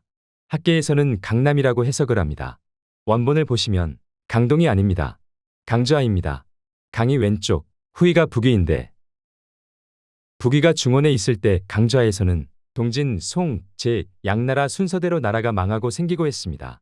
강좌에 있던 나라들이라고 말하는 부분입니다. 화하족들이 말하는 강은 양자강입니다. 그 강의 왼쪽이면 지금의 호북성이나 사천성이 되어야 합니다. 강의 오른쪽은 포함이 안 된다는 말을 하고 있는 부분입니다. 북위는 북쪽 중원에 있는 나라이고 나머지 진송 제양나라는 강의 왼쪽에 있는 나라들이라는 말을 하고 있습니다. 그럼 강의 오른쪽에는 어느 나라가 있어야 합니까? 당연히 백제와 신라가 존재해야 하는 곳입니다. 학계에서는 강의 오른쪽에 백제와 신라가 있다는 사실을 숨기기 위해서 강남이라는 표현을 하고 한국사 데이터베이스에서 해석을 강동이라고 해석을 했으니 아무것도 모르고 듣는 사람이라면 그냥 쏘가 넘어갔습니다. 중국정사조선전, 북사, 열전 백제편을 보시면 사람들은 신라, 고구려, 외 등이 섞여 있고 또 중국 사람도 있다. 모든 나라들은 백제와 경계를 이루고 있기 때문에 사람들이 섞여 있을 수 있습니다. 우리 학계에서는 외국이나 화하족들은 바다 건너 가야 한다고 가르치고 있는 실정인데 그 옛날 고대시대의 일반 백성이 바다를 건너서 왔다 갔다 하기 쉬운 시대가 아닙니다. 바다를 건너기 위해서는 목숨을 걸어야 하는 시대이고 나라에서 행하는 일이나 아주 큰 상인들 말고는 지금의 황해바다나 남의 바다를 건너다니기 힘든 고대시대입니다. 북사에서 백제의 서쪽으로 사흘을 가면 맥국이 이른다고 한다. 라는 사서의 내용이 있습니다. 수나라 사서인 수서에서도 같은 내용의 글이 있습니다. 이 사서들의 말은 백제의 서쪽에는 망망대해인 바다가 있는 것이 아니고 육지로 이루어진 곳이라는 것을 설명하고 있다고 보여집니다. 저 간약한 화하족들과 백제는 붙어있는 나라였고 그것을 숨기기 위해서 명나라와 이성계 조선에서는 수많은 작업을 통해서 역사 조작을 해왔다고 보여집니다. 사마천 사기를 보시겠습니다. 물을 다스려 사독을 정비하였다고 합니다. 방향을 말하는 부분입니다. 동쪽은 장강, 북쪽은 제수, 서쪽은 황하, 남쪽은 회수, 화하족들의 황하 문명이 있습니다. 5대 문명이라고 우기고 있는 곳입니다. 탕왕은 은나라 초대왕이라는 말을 하고 있습니다. 은나라는 하북성과 하남성 사이에 있는 안양현에서 유적 유물이 대거 발견되었습니다. 이에서 3주간 수많은 유물을 발견하다가 갑자기 덮어버린 유적지입니다. 냄새가 많이 나는 곳입니다. 아무튼 은나라의 수도로 알려진 곳은 안양현입니다. 이곳에서 사독을 정비하였다는 말을 하고 있습니다. 지금의 현재 정해진 지명을 보고 표시해 보겠습니다. 동쪽은 장강, 북쪽은 제수, 서쪽은 황하, 남쪽은 회수, 최대한 방향에 맞게 표시를 해보았습니다. 장강은 동남쪽, 회수는 남쪽, 제수는 동쪽, 황하는 서쪽, 제수가 동쪽에 있다는 사실이 참으로 신기합니다. 하지만 은나라 시대에는 장강까지 진출하였을까요? 문헌기록을 보면 장강까지 진출했다는 사실을 지금 보시는 사마천 사기 문헌기록에서도 보실 수 있습니다. 하지만 은나라의 세력 범위를 회수로 잡고 있습니다. 이유는 모르지만 제 생각에는 은나라에서 오나라와 월나라가 안 나오기 때문일 거라 봅니다. 장강 하류 부분에 오나라와 월나라가 있어야 하기 때문입니다. 제가 비정한 곳을 지도를 보면서 설명하겠습니다. 동쪽은 장강, 강 고대에는 황하를 섬서성까지 흐르는 강을 황하라고 불리웠고 하남성 하북성 산서성으로 흐르는 큰 물을 강이라고 말했다고 보여집니다. 하남으로 흘렀는지 하북으로 흘렀는지는 모릅니다. 하지만 현재 안양현에서 동쪽으로 흘러갔다는 사실은 알 수 있습니다. 제가 찾아본 정보를 보면 주나라 때는 하북성으로 흘러 들어갔고 은나라 때는 하남성으로 흘러갔다고 알고 있습니다. 강이란 한자를 보시면 큰내 강을 사용합니다. 가장 큰 강을 말할 수 있습니다. 강이라고 한다면 고유대명사로 그 강만을 말합니다. 은나라 시대의 영향권이 그리 크지는 않습니다. 아래는 회수, 북쪽은 제수, 동쪽은 강, 서쪽은 하로 말을 하고 있는 부분에서 보시듯이 그리 크지 않는 영향권입니다. 그러므로 지금의 양자강은 포함이 안 되어 있다고 보입니다. 그래서 강이라는 한자를 사용하는 곳은 지금의 황하강 하류인 하남성부터 바다까지 흘러가는 부분을 강으로 표현했다고 볼 수 있습니다. 북쪽은 제수, 제수가 흘러 그곳이 제나라 지역이 된 듯합니다. 은나라 시대에도 제수라고 불리워졌다는 말을 하고 있으니 그 지역을 제지역, 그 지역에 흐르는 강을 제수, 현재의 산서성, 태원시, 서쪽에 흐르는 강을 제수로 비정합니다. 서쪽은 황하, 황하는 노란 강을 말합니다. 사막으로 인한 많은 토사가 같이 섞여서 흘러와 강물이 황토색이기 때문에 황하라고 불리워졌습니다. 지금의 내몽골 지역에는 사막이 존재합니다. 황하강은 고비사막의 끝부분을 지나가기도 합니다. 고비사막은 1만 년 전부터 빙하기가 끝나고 건조해지기 시작하여 사막화가 되었다고 합니다. 그 후로부터 몇천 년이나 흘러서 황하는 흙탕물이 되어 수많은 토사를 지금의 황해로 흘러 들어갔습니다. 대택이라는 문헌 기록이 있습니다. 대택은 황하의 하류에 있다는 말을 하고 있습니다. 제 생각에는 대택이 섬서성에서 생성되어 하남성으로 빠져나가는 삼엽으로 인해 막혀 있다가 삼엽이 수많은 홍수와 범난으로 인해 뚝이 무너져 대택은 사라진 듯합니다. 남쪽은 회수, 지금의 회수는 존재하지 않았던 강이었다고 보여집니다. 하남성 동부와 남부, 산동성 서부는 수많은 큰 호수와 작은 호수들로 가득했던 곳으로 보여집니다. 바다와도 같다던 바이칼 호수 같은 그런 호수들이 있어서 바다라고 불리워졌을 것이고, 명나라 청나라 시대에 강우량이 증가하여 황하강이 범람하는 경우가 상당히 많았다고 합니다. 현 시대로 오기 전에 이곳은 육지가 되었고 더 이상 황하강이 흐르기 힘든 육지가 되어 방향을 틀어서 산동성 북서쪽으로 흘러 바다로 들어갔다고 보입니다. 지도에 표시해 놓은 곳을 보시면 은나라의 영향력이 펼쳐진 곳입니다. 은나라의 주변 제후국들은 고죽국, 중산국, 조선, 맥국, 예국, 구이족들 그리고 주나라가 있습니다. 주나라는 서쪽에 있던 나라이고 화족들의 나라입니다. 주나라 무왕이 은나라를 공격하여 멸망시켰다고 합니다. 화족들은 주나라 사람들이고 은나라는 동이족의 나라입니다. 이 사서의 아래를 보시면 옛날에 치우와 그의 대부들이 백성들 가운데에서 난리를 일으켰지만 이라는 내용이 있습니다. 은나라 이전의 역사를 말하는 부분입니다. 은나라를 설명하면서 치우가 등장합니다. 치우의 후손의 나라가 은나라이니 은나라를 설명하는 부분에서 치우가 나왔다가 보입니다. 치우와 헌제는 탕록에서 싸웠다고 합니다. 탕록은 대군에서 가까운 곳에 있습니다. 제가 비정한 곳은 정확한 지점은 모르지만 지금의 삭주시의 서북쪽 황하의 동쪽에 있다고 보여집니다. 이곳에서 황제 헌원이라는 놈이 성을 쌓고 살았다고 합니다. 치우가 헌원을 공격한 것입니다. 이곳은 북방민족들이 살던 땅입니다. 치우는 동쪽에서 와서 헌원을 공격했다고 보여집니다. 그래서 치우천왕을 동이족의 황제라고 말하는 부분입니다. 은나라 이전의 나라에서 우리가 말하는 배달시대의 사람으로서 동쪽의 천하를 가지고 있는 천자입니다. 치우천왕이 승리했다는 우리의 기록을 보면 치우천왕은 지금의 홍산문화라고 불리우고 있는 곳에서 탕록을 접수하고 지금의 산서성을 접수하고 태행산을 넘어 은나라 쪽과 지금의 산동성 대문구 문화까지 진출했다고 보여지는 부분입니다. 대문구 문화에서 나온 해달산이 그려져 있는 토기입니다. 사마천 사기 221년 진시황이 천하를 나누어 36군을 설치하였다고 합니다. 그 영토는 동쪽으로는 바다와 조선에 이르렀고 서쪽으로는 임족 강중에 이르고 남쪽으로는 북향호에 이르고 북쪽으로는 황하를 변세로 삼으니 어울러 음산에서 요동에 이르렀다. 이에 발해의 동쪽으로 가서 황현, 수연을 지나 성산에 오르고 지부에 올라 비석을 세워 진의 덕을 칭송하고 떠났다.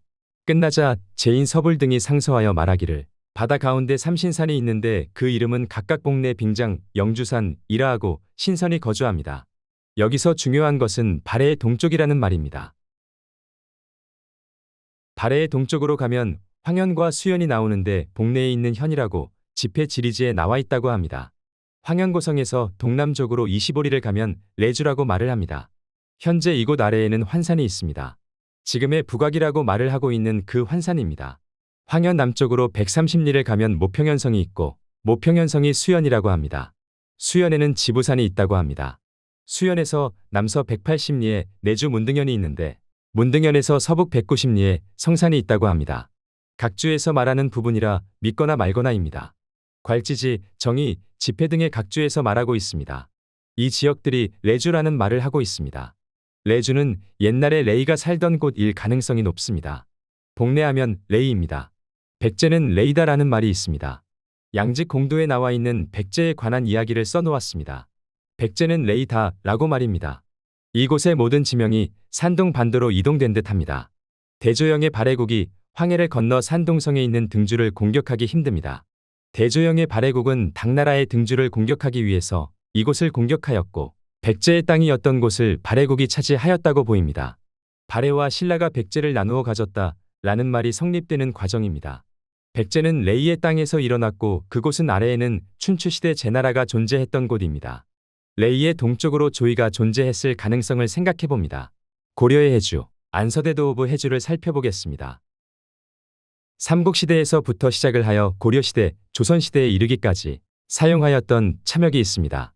참역이란 공무로 출장하는 벼슬아치가 역마를 갈아타는 곳을 말합니다. 서해도 해주 방향으로는 산해도가 있습니다. 참역은 작은 도시에 설치가 되어 있고 큰 도시에는 2개나 3개 정도 설치가 되어 있다고 생각이 듭니다. 고려에는 이러한 참역에 대한 길을 정해두고 설명하는 부분이 있습니다. 산해도, 금교도, 절영도, 흥교도, 흥화도 등의 참역의 길을 설정해 놓고 있다는 것이 고려사에 나와 있습니다. 산해도를 살펴보겠습니다. 산해도는 10개의 역을 관장한다. 산해, 개성, 금곡 등으로 시작을 하여 영광까지 갑니다. 지도를 보시면서 시작역부터 마지막 역까지 달려보겠습니다. 개경에서 출발을 하여 산해에 도착하였습니다. 다시 출발을 하여 개성에 도착하였습니다. 산길을 가야 하기 때문에 많은 물자를 준비합니다. 금곡을 지나갑니다.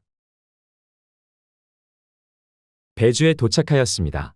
험한 산길이 힘들었기 때문에 하루 휴식을 합니다. 잠시 머물다가 출발을 합니다. 심동에 도착하여 바로 출발합니다. 염주에 도착하여 말에 여물을 주고 또 하루를 휴식을 하고 다시 출발을 합니다. 청단으로 가는 길은 평지이기 때문에 가벼운 마음으로 출발을 합니다. 청단역을 거쳐 지나가는데 왜구가 나타나 강도짓을 합니다. 왜구를 물리치고 가율에 도착을 하여 상처난 몸을 치료를 하고 바로 출발을 합니다.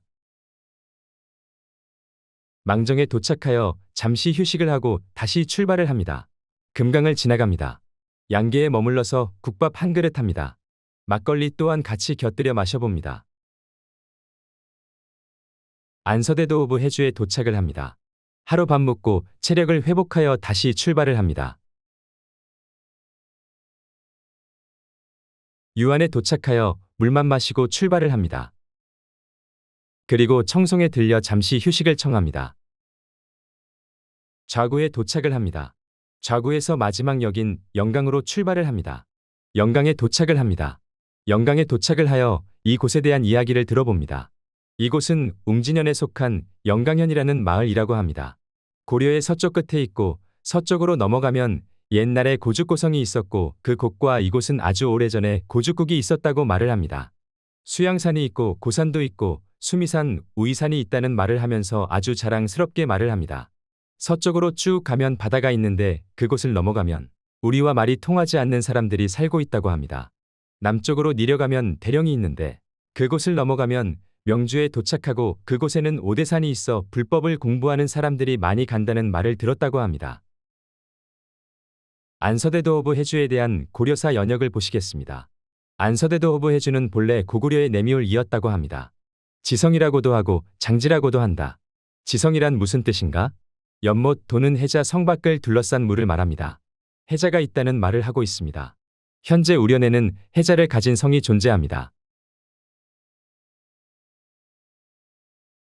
또 장지라고도 한다고 합니다. 장지는 긴 해자 역할을 할 수 있는 큰 호수를 말한다고 봅니다. 해주 남쪽에는 큰 호수가 있었다고 보여집니다. 그리고 해주에 속한 염주를 보시면 이곳은 소금물이었다는 것을 알 수 있습니다. 소금염을 사용하는 염주입니다. 대청광여지도를 보시겠습니다. 울주라고 되어 있는 부분이 있습니다. 지금 이곳은 울현입니다. 같은 장소이고 청나라 때부터 지금까지 울현으로 있었다는 사실을 알 수 있습니다. 우련에 보시면 호수가 존재합니다. 작게만 표시가 되어 있지만 이곳은 세월이 지남에 따라 점점 건조해지는 지역입니다. 고비사막도 만년 전부터 해서 5천년 전까지는 사막이 아니었다고 합니다. 5천년 전부터 사막화가 진행되어 지금의 고비사막이 되었다는 말을 하고 있습니다. 기후의 변화를 이기지 못하여 울주의 큰 호수가 점점 작아져서 청나라 시대에는 작은 호수로만 남았다고 보여집니다. 고려 시대에는 이보다는 훨씬 큰 호수였다고 보여집니다. 해주 연역을 계속 보시겠습니다. 태조는 군 남쪽에 큰 바다가 있어 해주라는 이름을 내렸다. 라는 말을 하고 있습니다. 왜 남쪽에 바다가 있다고 해서 해주라는 이름을 했을까 하는 생각을 해봅니다. 발해나 거란처럼 남해군이라는 이름을 사용하지 않고 해주라는 이름을 사용했을까 하는 의문이 듭니다. 요사 지리지를 잠시 보고 가겠습니다. 해주 남해군입니다. 본래 옥저의 땅이다. 고구려가 사비성으로 삼았는데 발해가 남경 남해부라고 불렀다. 네 가지를 가지고 지도를 보면서 설명을 하겠습니다. 첫째, 요나라 거란과 발해는 남해라는 말을 사용했습니다. 물론 요나라 거란은 해주라는 말도 사용했습니다. 해주 남해군이라는 말을 하고 있습니다. 발해는 남경 남해부라고 말하고 있습니다. 발해에서도 해주라는 지명을 사용했을지도 모릅니다. 두 번째, 옥저의 땅이라는 말을 하고 있습니다. 중국정사 조선전 삼국지 위지동의전을 보시겠습니다. 동옥저에 대한 내용입니다. 동옥저는 고구려 개마대산의 동쪽에 있는데 큰 바닷가에 접해 산다 라고 말하고 있습니다. 지도를 보시겠습니다. 지금 설명하고 있는 부분에서 개마대산으로 볼 수 있는 곳은 이곳입니다. 이곳이 개마대산이고 서개마는 이곳에서 서쪽이 돼야 합니다. 서개마에서는 압록강이 흐르는 곳입니다. 그곳에서는 현도군이 존재하는 곳입니다. 제가 압록강으로 보고 있는 부분은 이곳입니다. 압록수로 보고 있는 부분은 이곳입니다. 압록강과 압록수의 수원지는 같은 산에서 나옵니다. 둘 중에 하나만 압록강이 될 수도 있습니다. 역사에 많은 조작이 들어가서 알 수는 없지만 가능성을 배제해서는 안 된다고 생각합니다. 동옥저 사서 내용을 계속 보겠습니다. 그 지형은 동북가는 좁고 서남가는 길어서 천리 정도나 된다. 한자를 해석해보면 서남가는 길어서가 아니라 서남은 길고 천리쯤 된다 라고 해석해야 맞다고 봅니다. 동북쪽부터 서남쪽의 길이가 천리쯤 된다는 말을 하고 있는 듯합니다. 북쪽은 음루와 부여가 있고 남쪽은 예맥과 접해여 있다 라고 말을 합니다. 지도를 보시겠습니다. 남쪽은 예맥과 접해 있다 붙어 있다고 하니 바로 맥국과 경계를 이룬 듯합니다.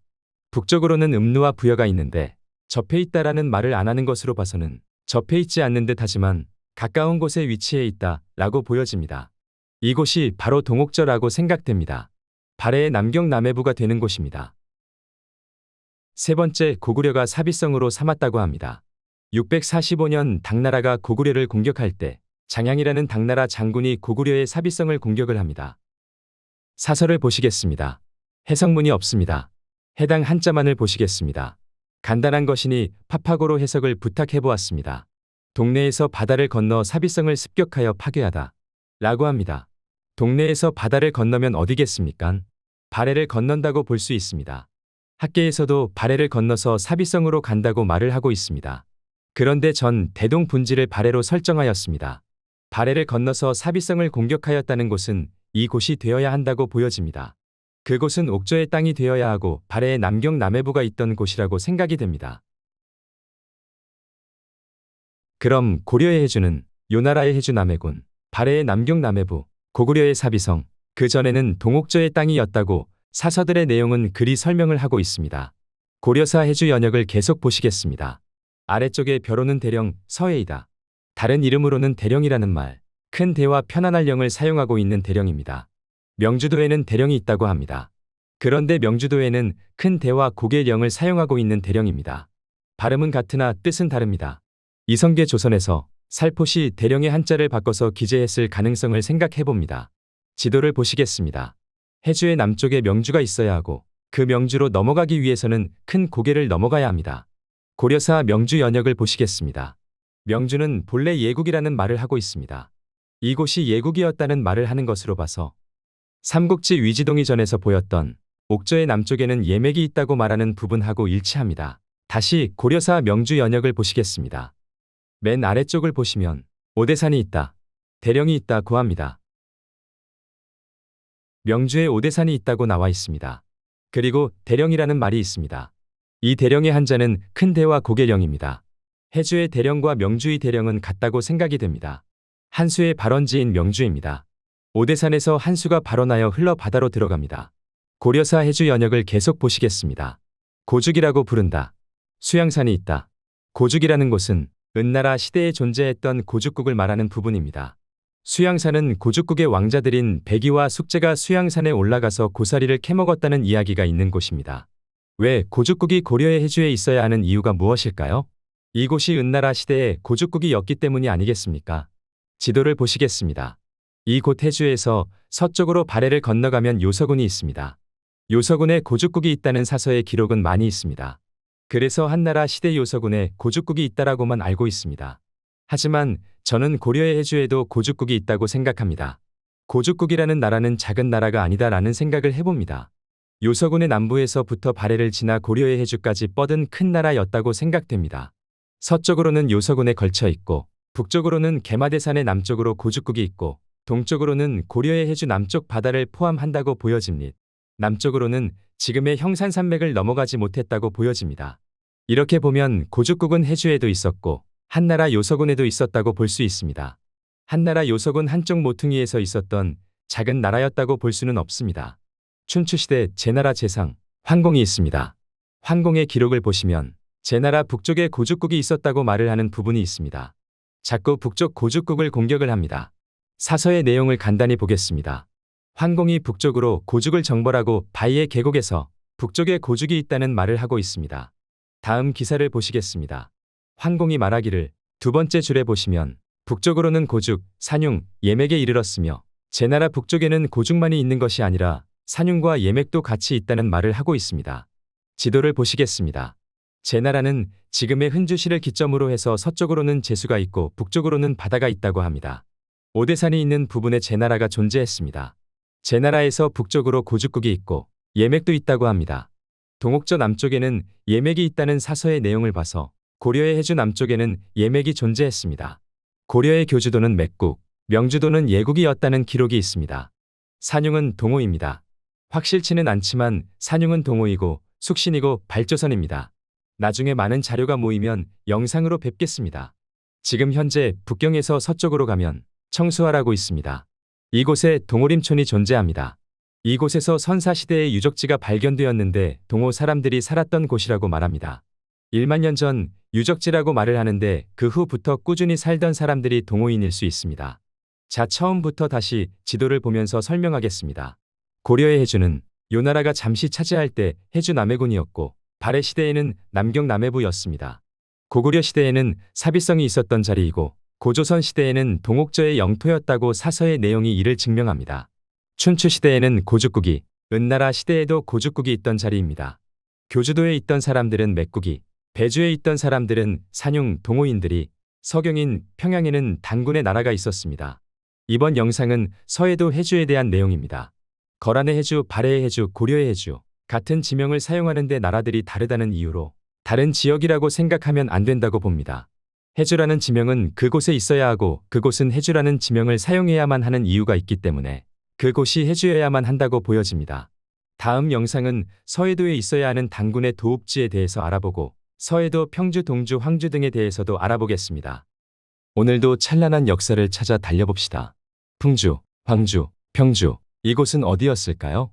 풍주는 단군 할아버지가 처음 터를 잡으신 곳이라고 말을 합니다. 중국 사서들을 보면 평양의 동쪽에 왕검성이 있다고 합니다.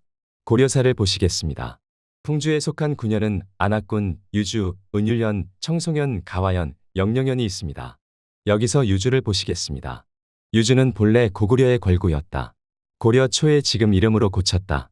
고구려의 땅이었는데 신라에서 이름을 바꾸거나 한 일이 없는 것으로 보아서 신라의 영토가 아니었다는 것을 알 수 있습니다. 대동강 이북에 위치한 곳임을 알 수 있습니다. 서해도에 속한 곳으로서 유일하게 신라의 영토가 아닌 곳입니다.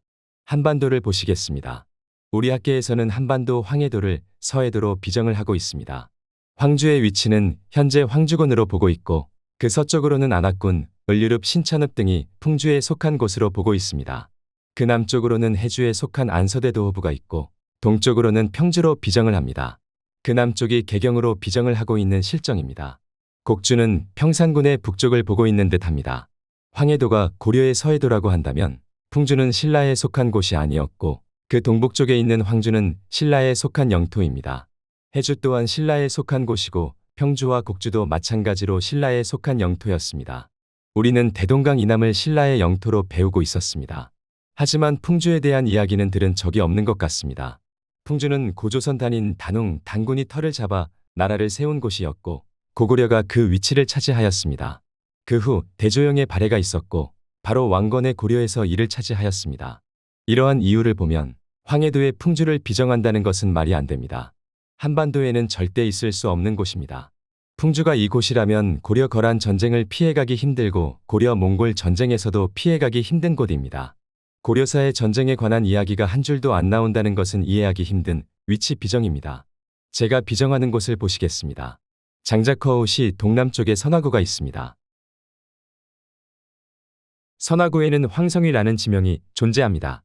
고성이 존재했었고 고성의 크기는 외성의 둘레가 13km 나옵니다.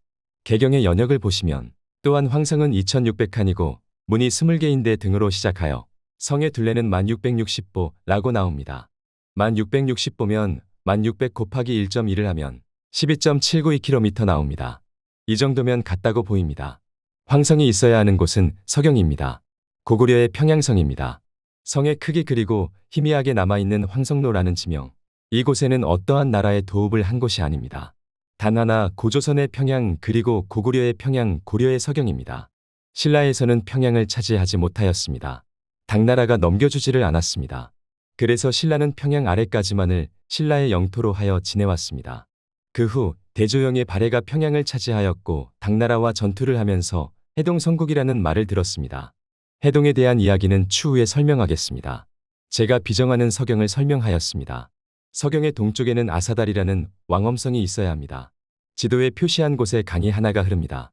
고지도를 보시면 떠돌아 다니는 고지도에서 이곳의 강의 이름이 조선하라는 표시를 보았습니다. 많은 사람들이 알고 있을 겁니다. 단군왕검 고조선이 있었던 자리이기 때문에 이 강의 이름은 조선하가 될 수 있다고 보입니다. 이곳은 고려 때 풍주입니다. 이곳은 신라의 영토가 아닙니다. 풍주와 서경은 신라의 영토가 아니고 대조영의 발해의 영토였습니다. 신라의 영토는 서경과 풍주의 남쪽으로 평주, 황주, 곡주, 해주입니다. 발해와 신라의 국경선이 되었다가 기록에는 없지만 고려의 서해도 지역을 발해가 공격을 하여 차지하였을 가능성을 보고 있습니다. 국경을 맞대고 있는데 사이좋게 지냈다는 것은 있을 수 없는 일입니다. 기록에서 빼버렸기 때문에 우리는 알 수 없다고 봅니다. 지금 현재 태행산맥을 기점으로 동쪽으로는 신라가, 서쪽으로는 발해가 차지하였다고 보여집니다. 확실한 국경선은 태행산맥이 도움을 많이 줍니다. 풍주에 속한 유주의 연역을 계속 보시겠습니다. 구월산이 있다. 세상의 전화기를 아사달산이라고 한다. 단군이 도읍한 곳이라 한다. 삼성사가 있는데 단인사, 단웅사, 단군사가 있다. 이곳은 단군 할아버지가 있었던 곳으로서 고려사에 정확하게 기록해 두었습니다. 이곳은 개경으로 가는 길목이 아니기 때문에 거란족들이나 몽골에서 서경을 함락하면 바로 황주로 평주로 갑니다. 방어에서 요충지가 아니기 때문에 고려사의 기록을 안 했다고 보여집니다. 풍주에 속한 군현을 보시면 현에 해당하는 마을이 많습니다. 지형을 보시면 안악지역이 매우 많은 곳입니다. 그러므로 큰 마을인 군이나 주가 하나씩이고 나머지는 현으로만 되어 있다고 보입니다. 고려사 황주의 연역을 보시겠습니다. 황주목은 본래 고구려의 동홀이었다. 맨 아래를 보시면 요충지로는 책성이 있다. 책성이 있다는 말을 하고 있습니다. 한자는 다르지만 발해의 책성일 가능성이 있습니다. 요사 지리지를 보시겠습니다. 개주 진국군입니다. 중간에 보시면 개원현 본래 책성의 땅인데 고구려가 용원현으로 삼았고 발해가 그대로 이었다. 발해의 용원부라는 말을 하고 있습니다. 신당서를 보시겠습니다. 발해에 대한 내용을 기록한 부분입니다. 맨 밑을 보시면 예맥의 옛 땅으로 동경을 삼으니 용원부로 또는 책성부라고도 한다. 용원부가 책성부입니다. 같은 말이라는 이야기를 하고 있습니다. 책성이 있는 곳이 발해의 동경 용원부라고 말을 하는 사서들의 기록입니다. 황주에는 책성이 있기 때문에 발해의 동경과 같은 장소이거나 황주와 접해 있는 곳일 가능성이 매우 높다고 생각됩니다. 고려사 평주의 연역을 보시겠습니다. 평주에 속한 곳은 동주가 있습니다. 먼저 평주를 보시겠습니다. 평주는 본래 고구려 대곡군이었다. 벼로는 연덕이다. 폐강이 있다. 온천이 있다. 동주의 연역을 보시겠습니다. 동주는 본래 고구려의 오곡군이다. 벼로는 농서이고 요충지는 전령 곧 자비령이다. 지도를 보면서 설명하겠습니다. 평주와 동주에 대한 내용입니다. 폐강이 있다는 말을 합니다. 폐강은 폐수입니다. 폐수는 평양의 남쪽으로 흘러 동쪽 바다로 들어가는 강입니다. 서경을 저는 선화구에 비정을 한다고 했습니다. 서경에서 흘러내려오는 강을 폐수라고 말하니 지금 흘러내려오는 강이 폐수입니다. 이 폐수가 동쪽으로 흘러 바다로 들어갑니다.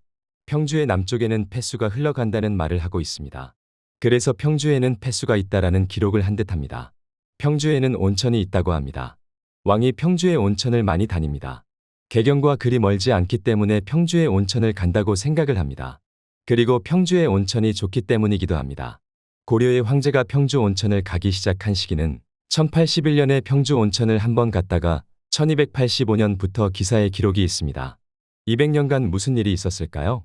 1010년에 고려 거란 전쟁이 있었습니다. 그 후 쭉 거란에게 빼앗긴 기록은 없습니다. 하지만 거란에 빼앗겨서 평주가 거란 요나라의 영토가 되었기 때문은 아닐까 합니다. 요나라의 계주라는 곳이었을지 모릅니다. 그 아래 해주는 요나라의 해주 남해군이었고 그 위에는 계주 진국군이었다고 보여집니다. 거란족인 요나라가 멸망을 하고 난 후 다시 차지하였다가 몽골에 위에 빼앗기고 난 후 몽골에서 개경을 고려에게 다시 돌려주었다는 내용이 있습니다. 그때 평주까지 해서 돌려준 듯합니다. 1285년은 그 시기와 일치하는 시기입니다. 고려사 1270년 기사를 보면 몽고가 서경을 귀속시키고 동령부로 이름을 고쳤다라는 기사가 있습니다. 이때 몽골과 고려의 국경을 자비령으로 삼았다 라는 기사의 내용이 있습니다. 평주는 고려에 속한 곳이고 자비령은 평주와 황주 사이에 있어야 하는 곳입니다. 한반도의 자비령을 비정하는 곳을 지도로 보시겠습니다. 지도에서 보듯이 평상군과 황주군 사이에 자비령을 비정했습니다. 역사 기록에 충실히 잘 비정한 듯합니다. 저는 이곳이 자비령이라고 생각을 합니다.